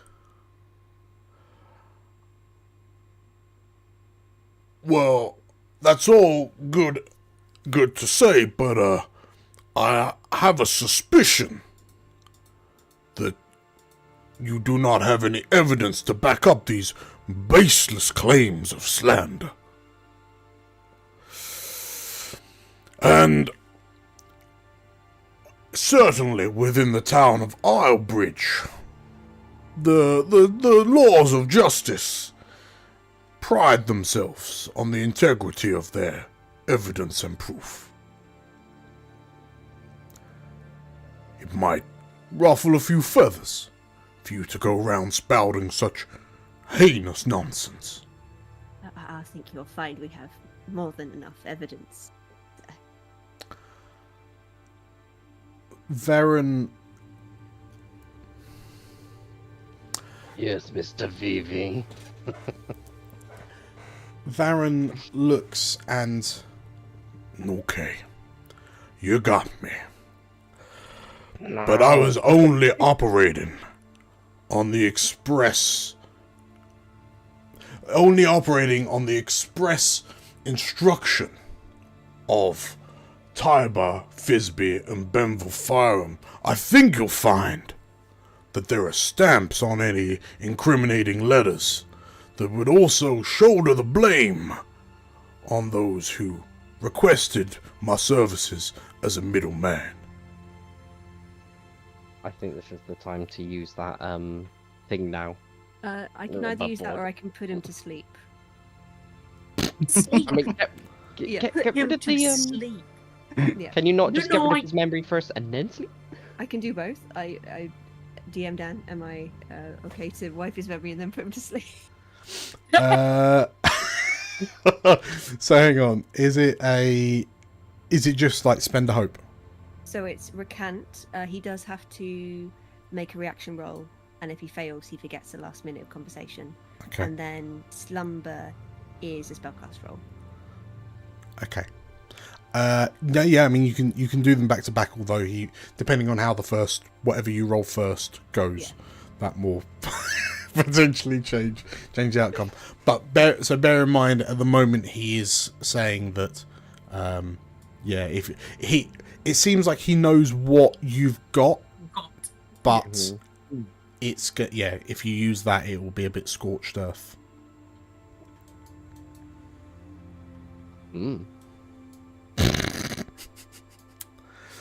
But he knows that we know that he knows that we know. Yes. Yeah. So if we take his memory, then he won't know that we know. Yeah. Unless he stole the stamps. Yeah. I don't know. I I know. I think the parents aren't now. If the I parents wonder are if they're in on it. I wonder if they wanted to scare them, so they wouldn't join the Adventurous Guild. For those interested, roll me a instinct. Ah, an instinct. Yeah, I'll roll that. 2. What? Wait. Oh, Ooh. we both rolled at the same Wait. time. Oh my god. All the dice. So many dice. All the dice. Okay, what we've I got? got it. I got a 19 with fear. Ray rolled less with fear. Cal rolled 5 with fear. Fuck that. That's okay. So Vanier, 16 with hope. 16 with hope. And Alfric, So, 14 plus. I'm gonna add that to a Slayer die. Sure. So Alfric rolled with hope. Unless you want me to farm 3 fear. This is more just a reaction roll. Oh, is it a reaction? Okay, yeah. Fair. So, Vanier and Alfric, you recognise as he says this, as he reveals that Tiber Fisby and Benville Firearm, so the two girls' parents, that they will be implicated in whatever claims you make against him. The way that he pouts, you get the impression that the parents aren't involved, and in fact he's done that to cover himself. I think we should put him to sleep and then rifle through his things. I think we should kill him. Maybe wipe his memory and then sleep? Yeah, that was my plan. He Yeah. might resist one or both. Well, might as well try, because I can There's certainly one way to just find knock out. the man out. If it all fails. Okay, Alfric, as he stood there pouting, but he's got this like irritating bravado about him that says like, "I've got you cornered." Ha ha ha ha. Yeah, what do you do? What does your mind wipe look like? I think Alfric very much does not enjoy this man's company, and he sort of hurries up next to Rari's on the desk. He goes, I don't really like you. And then he snaps his fingers in front of his face. I was hoping it would just be with the violin in a cramped room. It's a little violin version. I don't think there's room in this cupboard for something in my bite. No. Okay, It's like so smacking Cal in the moustache. So, as you kind of channel this mind-altering magic, what does he need to roll? He needs to roll a... So I'm scrolling. A reaction roll. A reaction roll. Okay, bear with me 2 seconds. 15. 15. Mhm. Okay. There he is. So, oh, interesting. This is a straight D20 roll. Boom! Here we go. Didn't you have prayer dice or something? Do they work with? No, they don't act with reaction. I mean, it's a 15, so he's... He's rolled a 17. That's what I was...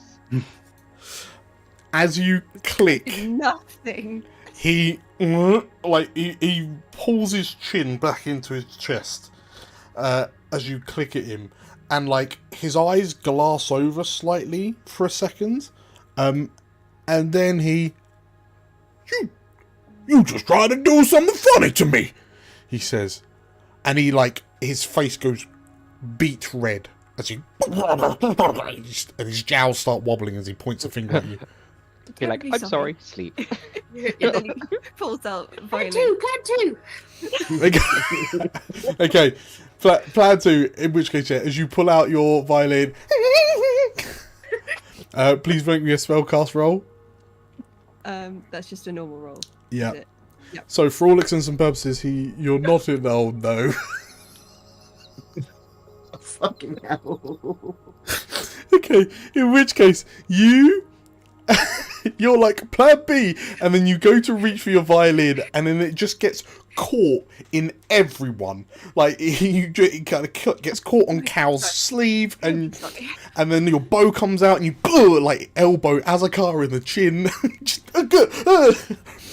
And this music is far too peaceful. As you attempt to get your violin spellcasting focus out, he's like shaking, beet red in the face, and he looks to you all, and like his eyes are beginning to bulge slightly as he. Alfred would like to cast recant on himself. Like at the sheer indignation of it, and I'm not going to take a fear, because instead he shouts, "Murder! Murder!" And like he throws a hand down on a small, what looks to be like a small golden bust of himself, but then as he looks up to you, he then turns this bust 90 degrees and it just rotates on the neck. And as he does that, the section of floor that he stood on in front of this like back wall suddenly rotates, and he disappears through this rotating wall that he's installed. Indiana Jones us, bastard. Scooby-Doo.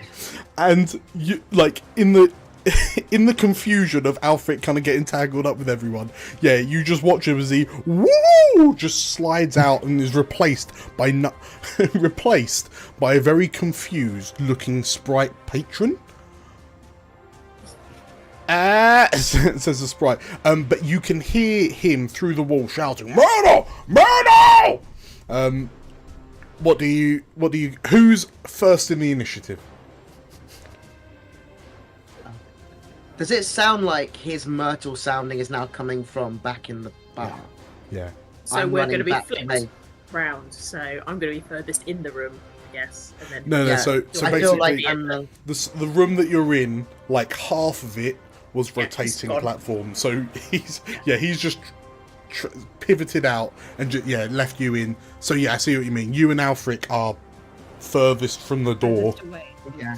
I feel like I'm probably at the back, so I literally have bolted out back into the pub. And like my hand going towards. I don't intend to kill this man. I want to knock him out. Okay. For the record, if I get hold of him, I am knocking him out.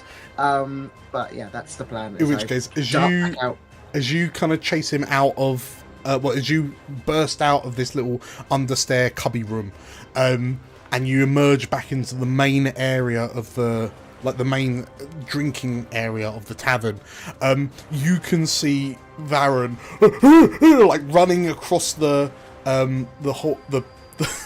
drink hall, shouting, "They're trying to kill me! They're trying to kill me!" And like the sprite patrons that are in there are just, what? Like there's one really confused looking like Asavar woman that's just watched her date disappear into the wall. And like as Varen he's clearly sort of like Dr. Robotnik running for the front door. And Cal, you notice that behind the bar, Myrtle, the goblin bar lady, is looking at you with this like really intense stare, and you then watch as her top lip curls as she bares her teeth. For the moment, I'm ignoring her. Yeah. Unless I see a weapon, and I am running after Varen. Vaulting the bar. My experience actually has lightning speed.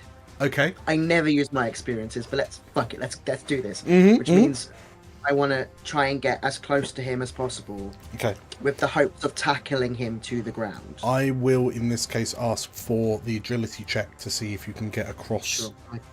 get across this distance, and also between the sprites and the chairs and the tables. So just to check, will I be able to roll my agility roll plus my experience on Yeah, top? you can then. Cool. bump So your that would be a +5 roll, which is great. Yeah. So you're down to nice. 5. Oh, yes. Yes. Is there a situation where possibly a tag team role would work? Quite possibly, if someone wants to chip in.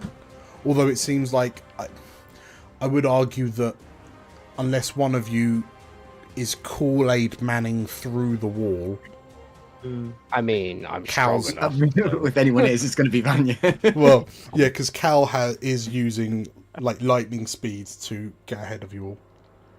Yeah, I mean, Vanya's super strong, but obviously I don't want to impede on your narrative what you're doing right now. So I'm just checking with you what the boundary is, so whether Vanya can reasonably get to the same point in time to help in this tag team narrative. I think in this moment, because we are using an experienced lightning reflex, like lightning speed, like Cal has just left you all in the dust. Yeah. Okay, so Cal, make me a roll and add +5 to it. Okay, wish me luck.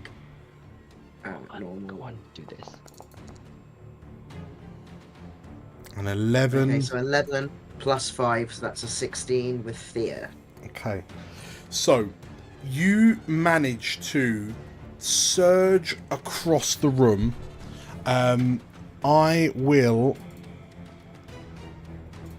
So you manage to surge across the room, and you catch up with Varen, who is definitely slower than you. But as you kind of go to grab him, you with fear, eh? You go to grab him, and as he's stood there going, "Help! Help! Help!" like screaming, like he's got two hands outside the door and he's got his head poking out onto the bridge, and he's like, "Help! Help!" as you grab him and pull him back in. So alerts have been raised, but as you pull him back into the tavern, and he looks at you, and like the beet red in his face has now been replaced with just like sheet white. He then, "Don't hurt me," he says as he brings his hands up, and then like through his fingers he peers back over to the bar and, "Now, Myrtle, now!" And you see her pull a lever on the side of the bar counter. And Cal, like, you hear this loud clonk that then reverberates through the floor. You can hear different clonks going underfoot. And as you, like, you can almost trace the direction of this travelling sound to the wall on the far side of the drinking hall that has a golden, like, bust of a horse's head mounted to the wall. And, like, there's a loud clonk from behind this wall, and then nothing really happens. And Vernon just lets out an involuntary, "Oh," of disappointment, and then the wall blows out as the horse's head turns out to be attached to some form of arcana tech like construct that punches through the wall, looks around, and it looks quite odd to see this, like, you know when people wear those horse head masks? It's a bit like that. But this construct just kind of like looks around and then spies you and then starts striding towards you. The horse's head golem is now in the encounter. Can just my reaction be to shout, "Help!" Yes. Yes, absolutely. You've rolled with fear, so I will then take over. The construct strides across the room towards you, Cal, and did Cal get to take an action? The action would have been to Was running. close the distance. Tackle. Okay. Because I got it with fear, so I got hold of Vernon, but now he's sent something off me. Okay, so I will actually have to not only use your fear, but then spend one of my own fear, because it takes 2 to activate the golem. And it strides, it charges across the room, and +2 makes an attack against you as it like drops its head and tries to headbutt you with the golden bust. Okay. A 10 to hit. That's my evasion, right? Yeah. Yeah, my evasion's a 9, so it does hit. Okay. You take...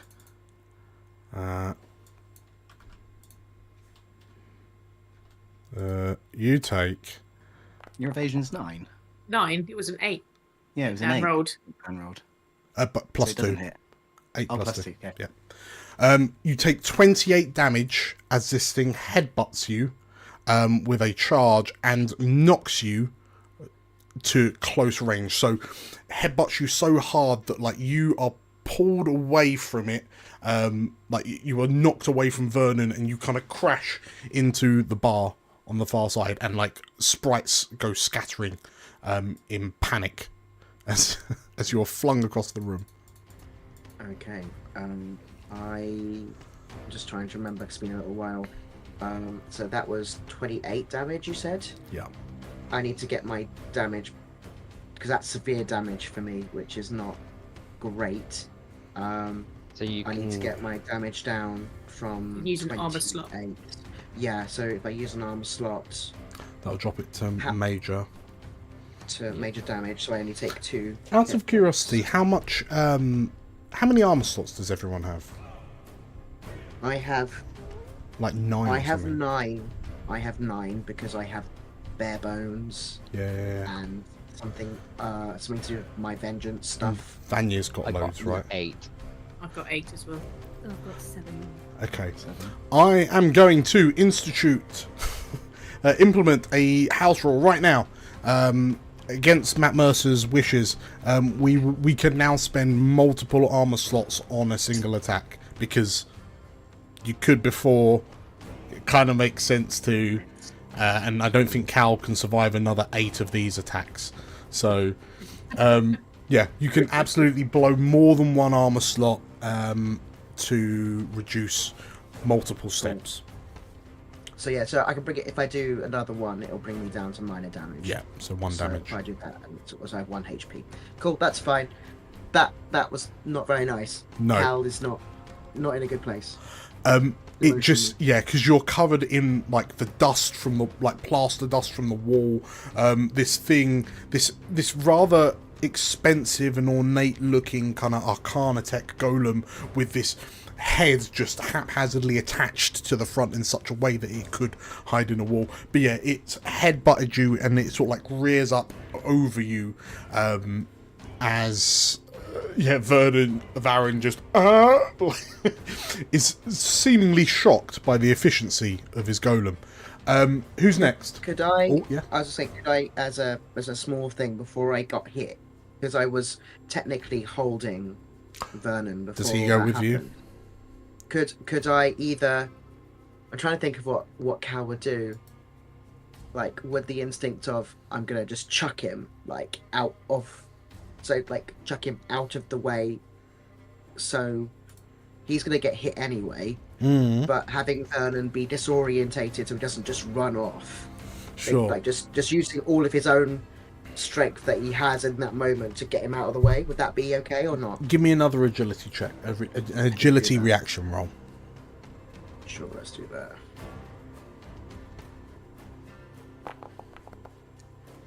That's better, and then agility is 3, so that's a. Let's say 18.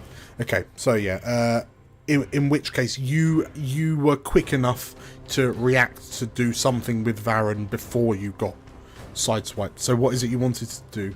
I just want to chuck him so he's disorientated. Okay. So maybe like chucking him against that wall that's nearby, so he can't really react. Sure, he can't go anywhere. But I still take the full brunt of the hit from the horse's head. Cool. Yeah, so you've managed to pull kind of Varen in, like bounce him off one of the pillars to kind of knock him off balance, and he's on his arse. But you are sprawled out. Yeah. Cool. Okay. Who wants to step in next on initiative? Ooh. I think Vanya. I think Vanya wants to step in next on initiative. Yeah.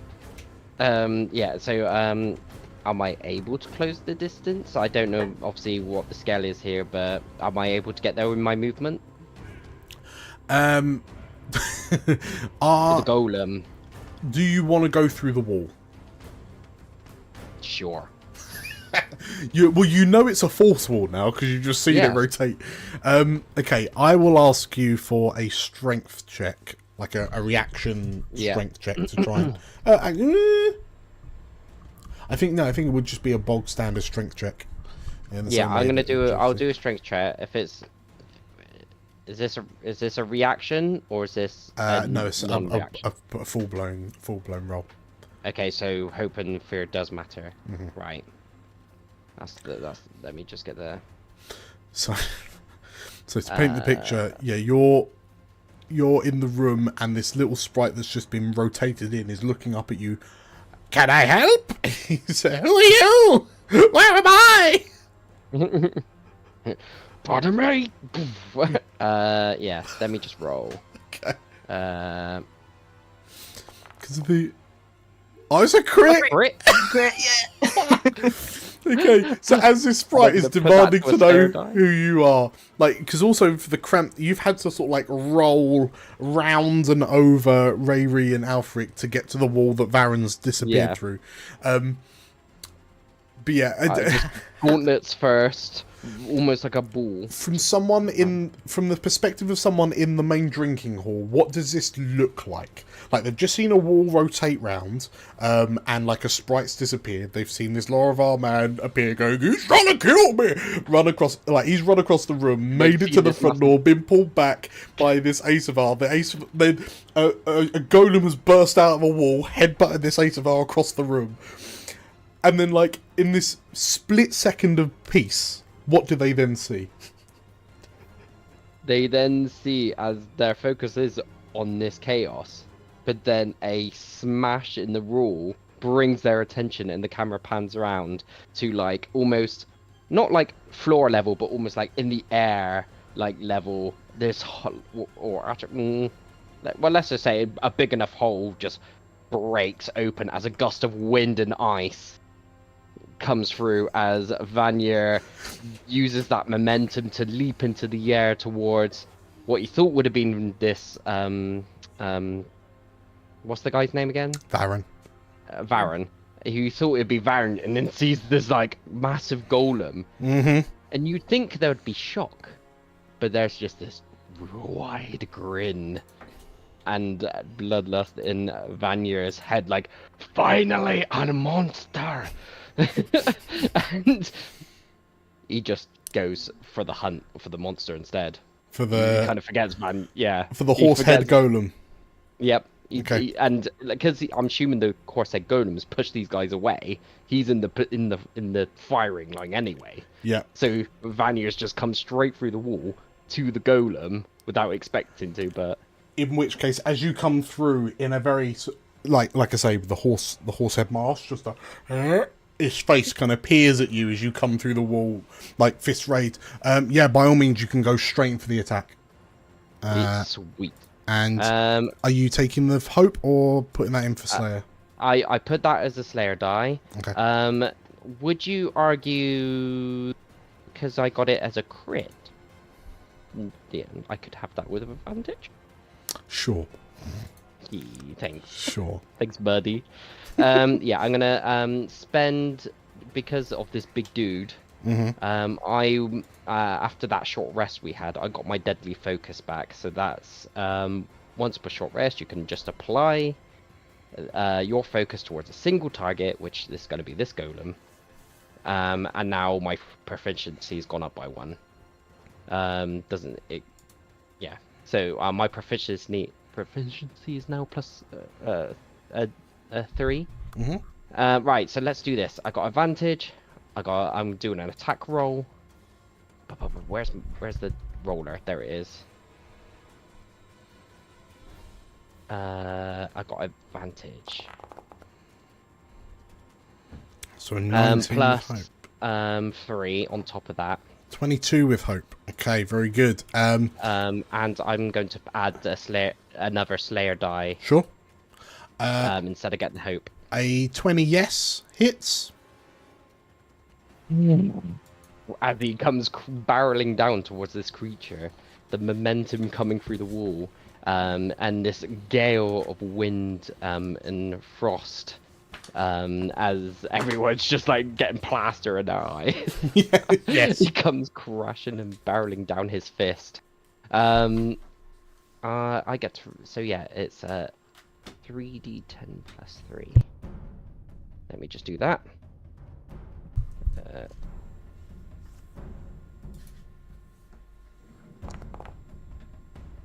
So that's 19 points of magical damage. If that affects any resistance or whatever. If he's a golem, he might be resistant to one or the other. I don't know. Nope, that is fine. So 19 points of damage is major damage. Oh wait, I forgot to add my Slayer die. Oh, I'm going to play my 2d6 Slayer die on top of this. So you're on 19 at the moment, yeah. Where's the roller system? There it is. Roll. Plus 10. So 29 is severe damage. More like it. And so as you come bursting through the wall, I'm almost imagining pseudo like Wolverine crouch jump through the wall. And as your fist connects, the the snout of the horse bends, because I mean gold's quite a malleable metal at the best of times. But as your fist kind of carries through, like bends his snout down to the right, you buckle a lot of the metal plating that this thing is constructed of, and you can hear the sounds of like the cog work inside kind of clacking against the inside of the now buckled armored hide, and it rocks this golem a good few steps, and it staggers and collapses to the ground. But yeah, it's taken 3 damage. And just, I guess Vanya, like someone shouting out something like, "Someone get the guy! This one's mine." Who, Azkar, Rayri, or Alfric, who wants to jump in next? You now have a more direct route to the drinking hall. You're welcome. I think...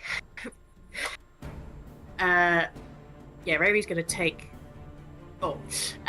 Rayri sees the hole. And looks to Vinny. Vinny!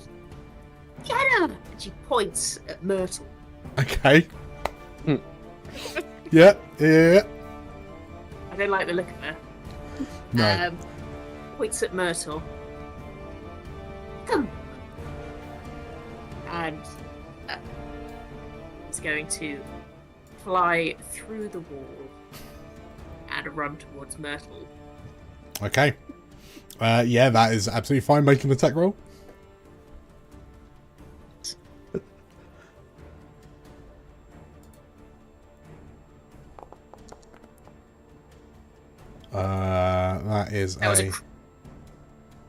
That was a 19 with hope. So 19 plus. So yeah, 19 plus something. Absolutely hits Myrtle. So you've noticed as you stand up on the desk and you're looking through the hole, the Vanya-shaped hole in the wall, Myrtle appears to have 2 like bottled concoctions in her hands. That's what I thought she would. Yeah. And it looks like she's just been mixing something together. But as she sort of like stands tall, with these 2 cocktails in hand, she hears a bark and a woof, and as she looks around, she's then boom, barreled into by Vinny.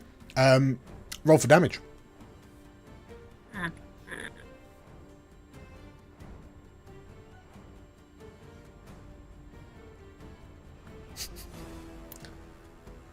13. Sorry, that's plus 3. 16. 16. Chomp damage. Okay. In which case, as Vinny jumps out, you hear a crunch as he like bites down on Myrtle's left arm, and and then she drops the cocktail, and it like clonks onto the floor and rolls away. And luckily, you rolled with hope, I believe. You roll with hope, so it doesn't kind of break and crack when it hits the ground. But that is severe damage for her. That is 3 damage to good old Myrtle. Okay. And as Vinny, who wants to step in next? I think Alfric looks up at his remaining companion. He's like, "I am dreadfully sorry." It's all right. It's your first run.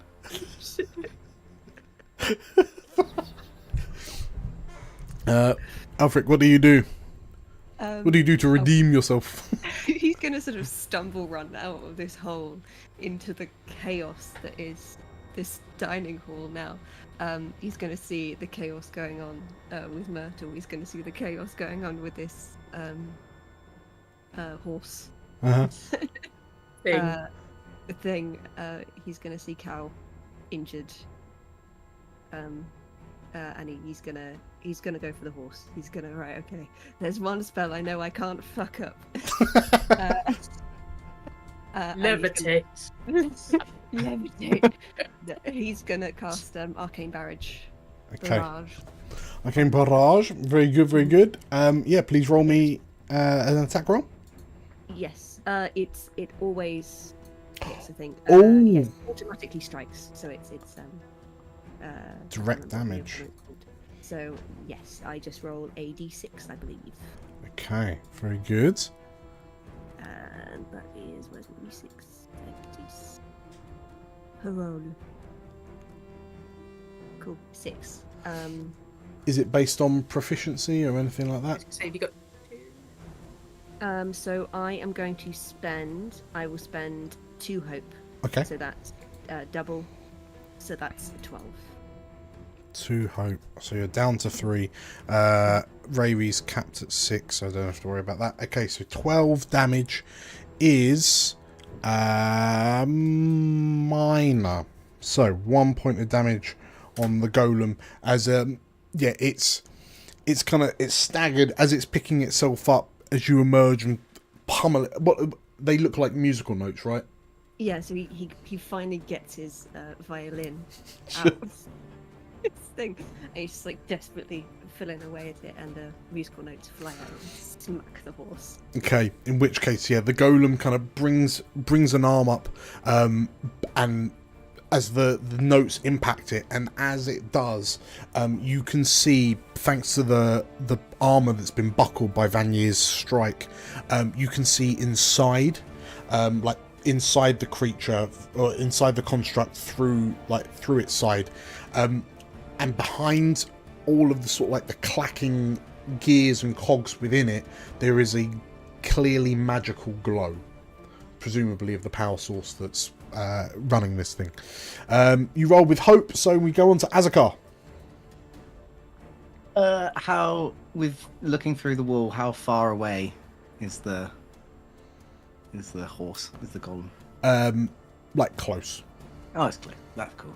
I'm gonna bolt beacon that bastard. Sure. Sure. Yeah, roll to hit. It's pinned in spot by this barrage of musical notes. That's a +3, so 14. A 14 with fear.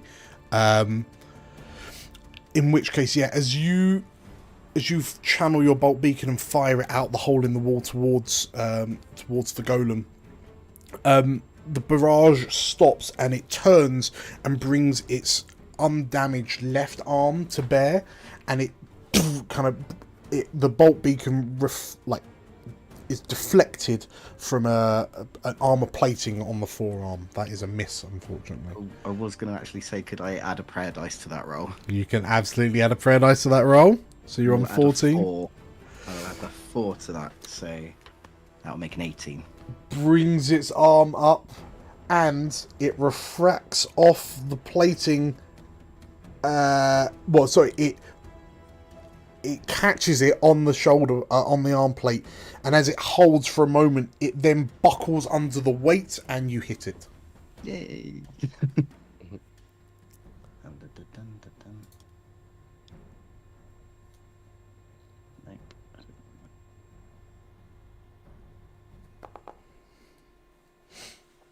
That is 7 + 2. That is that's a 9. 9 damage is minor damage. It takes 1 hit point, and it's now tagged. It's easier to hit for someone else, right? Yeah, he's now vulnerable. Okay, very, very good. Well, the golem staggers back as you strike it with the bolt beacon. As you've rolled with fear, I'm going to step in, and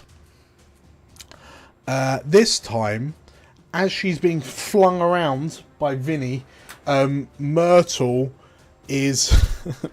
shouts, "Eat Eat this! Eat this! She says as she who's let's see, actually, let's go with sure. She launches this she smacks Vinny with the bottle to try and get him to release her. She's gonna roll a not very high roll. Oh, what is it? Ow, I've lost my stat block. There we go. She's gonna roll +1. She rolls a 15 to hit Vinny. Pretty sure that will hit Vinny. Yeah. That will hit. Okay. In which case, as the bottle breaks, Vinny takes a total of 14 damage. No worries. And as she cracks this bottle over Vinny's head and he doesn't let go, she's just, I've got more where that come from, and she like starts reaching for other drinks off the bar to wield as weapons. Back to you lot. Who wants to start next round? I think Cal needs to do something now. Yeah. He's been on the floor for a bit. Yeah, he's back. Yeah, Oh. old man. Oh. Right, where is matey boy? Where's Vernon? Is he near me? What's he been doing? So for all intents and purposes, you are like in the corner near the front door. Like, so you're in the corner of the wall and the bar, and the front door is like just round just out of arm's reach. Varen is on the other side of the door, like slid up against a supporting pillar. So within very close range of you for all intents and purposes. But kind of sandwiched, like towering over you, is this the horse-headed golem that's being assaulted by magical attacks. Okay, so it is still attacking me. Okay. It's stood over you for all intents and purposes. Okay. Cool. I will then. I will fight this thing using my broadsword and my dagger. I think because. Oh no, it's an arcane magic user, not something that's magical, so I can't use my... That's fine. So it's just paired, so it's +3 for my attack, so... Would you like aid in this in terms of Yeah, that would be good, now that we're both so now Cal's that we're both... Yeah, now we're both I actually didn't want attacking to hit on your call, No, but we're I feel good. like this is a moment between us two.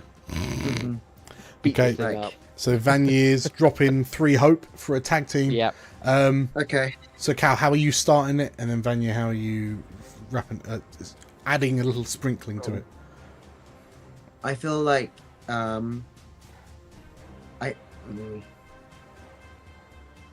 there's probably for some reason I imagine Vanya like punching the thing into my sword.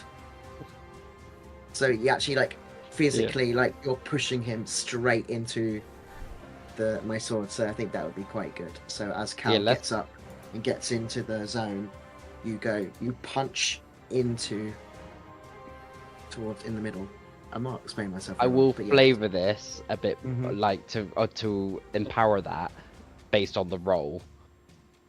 Because if I want to see how our rolls work with this. I was gonna say maneuver. Both of you make your attack rolls. So mine should be +3. I'm just gonna double check something though, Dan, before I do anything. I don't really know how to use it because I don't use it very often, but I have the Unstoppable class feature. So I'm just checking there's nothing there I need to do to make that work. Whenever you deal 1 or more hit points with an adversary, increase your Unstoppable die by 1, so okay. Have you? Yeah, are you activating your Haven't used it. unstoppable? Yes, I'm activating my unstoppable, but I haven't used it yet. So yeah. Yeah, so it'll be the die, whatever number it's on. I think it starts on a lower number and it increases. It's like an over time. increasing Okay. rage. Cool. Nice. That's fine. So yeah. So I'm also activating that. Okay. So hopefully it'll be useful. Okay. Cool. DM, for your knowledge as well, I'm gonna spend another hope to use one of my experiences, Thrill of the Hunt. Yes. As I'm this piece is my one focus right now, and Vanya's just loving life at the fight. I'm fighting the beast. Okay. Okay. So so +2 I'm down for to your one roll. hope. It's a +3 because I've bumped up my experience. Plus so now 3, I'm on okay. a +6 total now. Okay. With this attack. In which And case, mine's the two of you +3. roll them bones.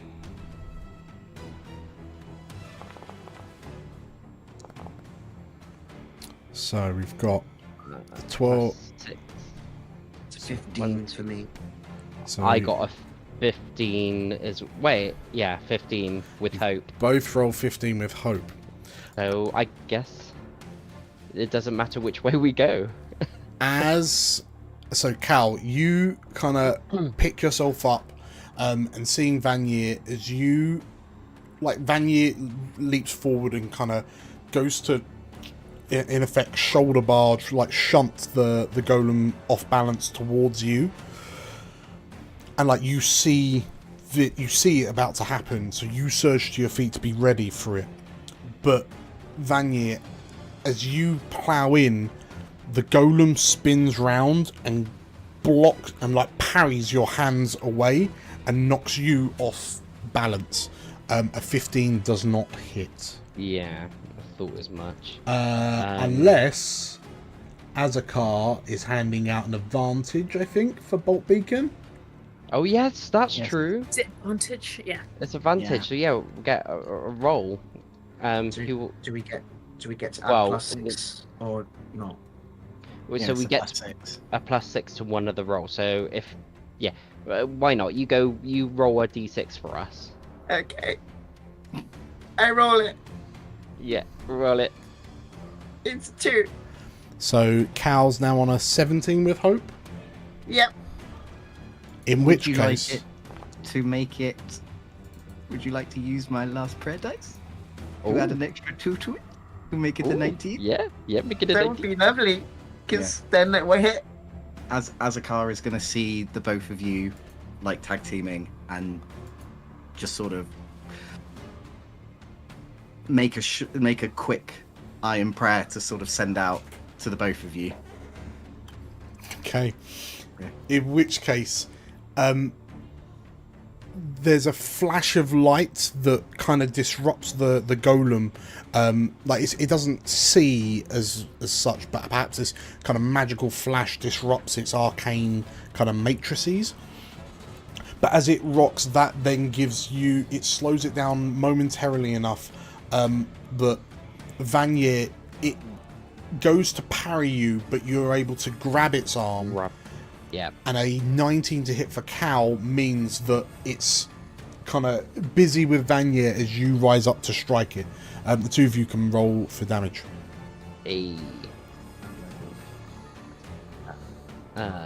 Damage for me is 2d8 plus 2d8 plus 5, I believe, yeah. Yes, that makes sense. Remember yours is what, physical? Hold on, let me just get my damage. I got a 21 for my damage. 21 plus? No, that's total because I've added to the plus modifier. Cal's. Oh, sorry. Plus So 33 total between the two of you. In which case, Vanier, as you surge forward and like grab the arm that's about to parry you, and you wrench it backwards to rock this thing off balance, Cal, you're able to surge up, and in quick succession, your long sword slides up underneath the joints between its shoulder, like its neck, and the the now bent bust of the horse's head, and your broadsword cleaves that off the golem's torso as your Spell Eater dagger slides into its chest cavity and into the mana crystal heart that empowers the thing. And as the Spell Eater cracks the mana crystal and drains its power, the golem twitches erratically, like flings the two of you away, and then like lurches erratically and then collapses to the ground, as on the other side of the room you hear a boom as this heavy golden horse's head like dents the wooden floor. And off the back of that, as the two of you sort of like stand over this now destroyed golem, I will spend a fear, and you hear Varen shout, "Bugger that!" he says, as he like crawls across the ground, scrabbles to his feet, and then goes to make it out of the front door. Well, he does make it out the front door. Does he go past me? He would be more going past Cal, but before... Okay. It's because I can do a thing if he's going past my reach. Sure. Let's say you are. Let's say he is. I, as a warrior, am probably one of the few people that can actually do an attack of opportunity. As part of the warrior feature. And if an adversary tends to leave your melee range, I have to make, rather than strength roll, I have to make an agility reaction roll against their difficulty, and I choose one effect on a success, or two on a critical success. So depending on if I hit, let's go and see. So it's a +2 to this roll. Let's see if I hit. This might not hit, but...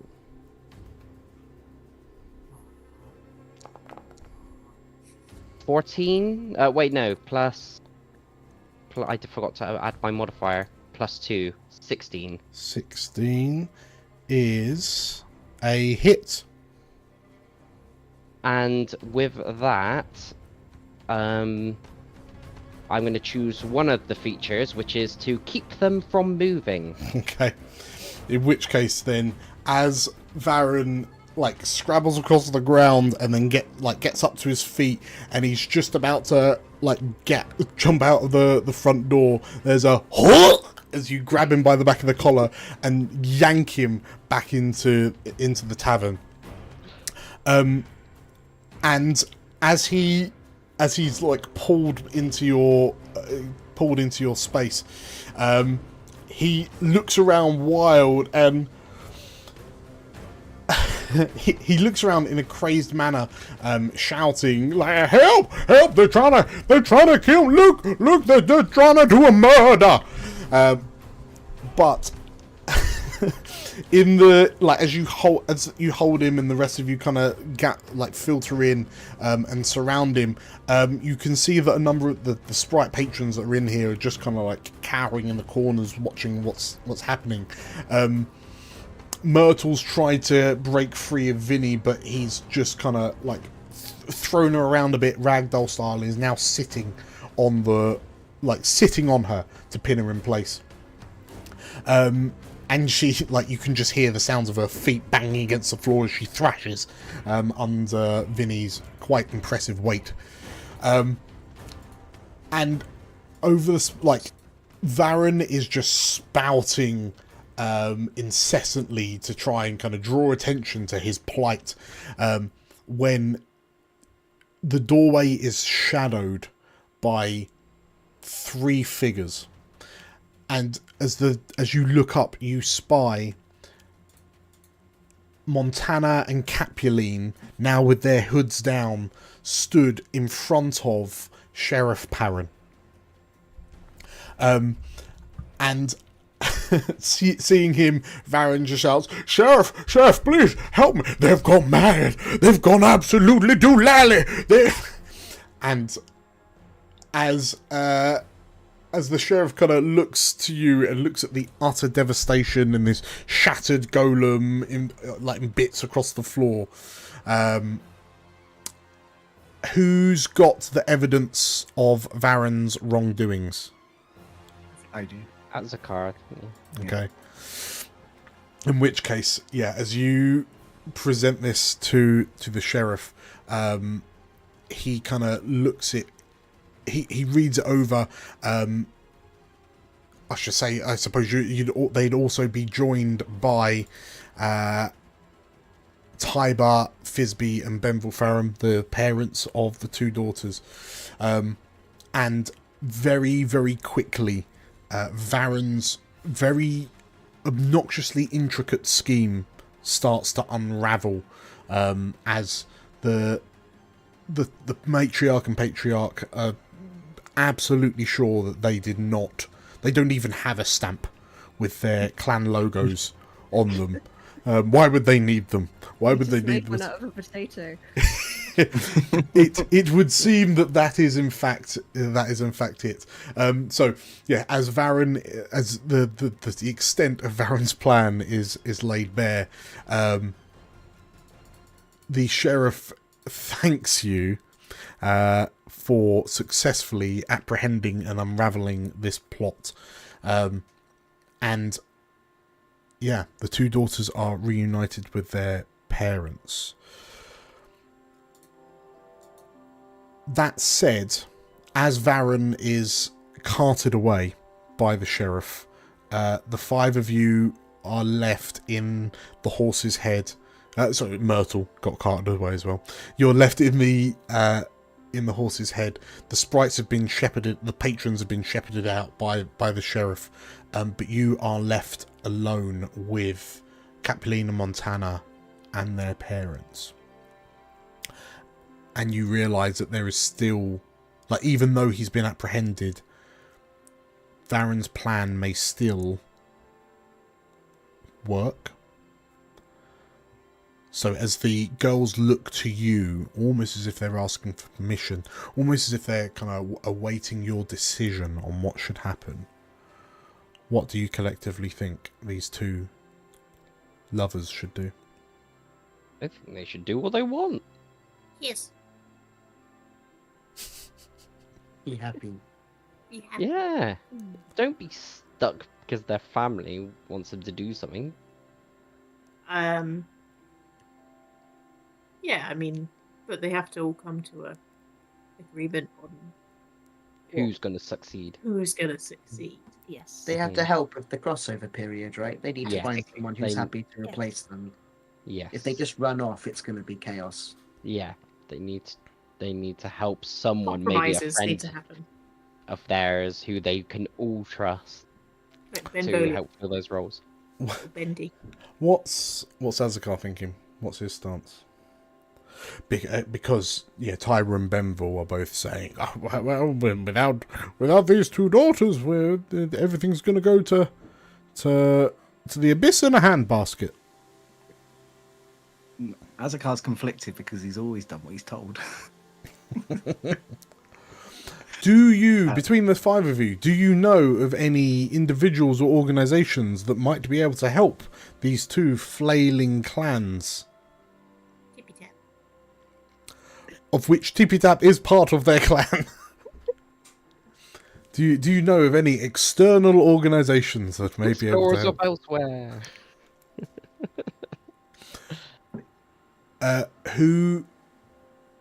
Who is it that steps forward to kind of guide these two ladies to the decision they clearly want to make in a way that will appease their parents? Who's and is it Alfric? I was like, is it Alfric? No, I think Alfric has been slightly cowed by his inability to assist in the way that he hoped during the apprehension. Mhm.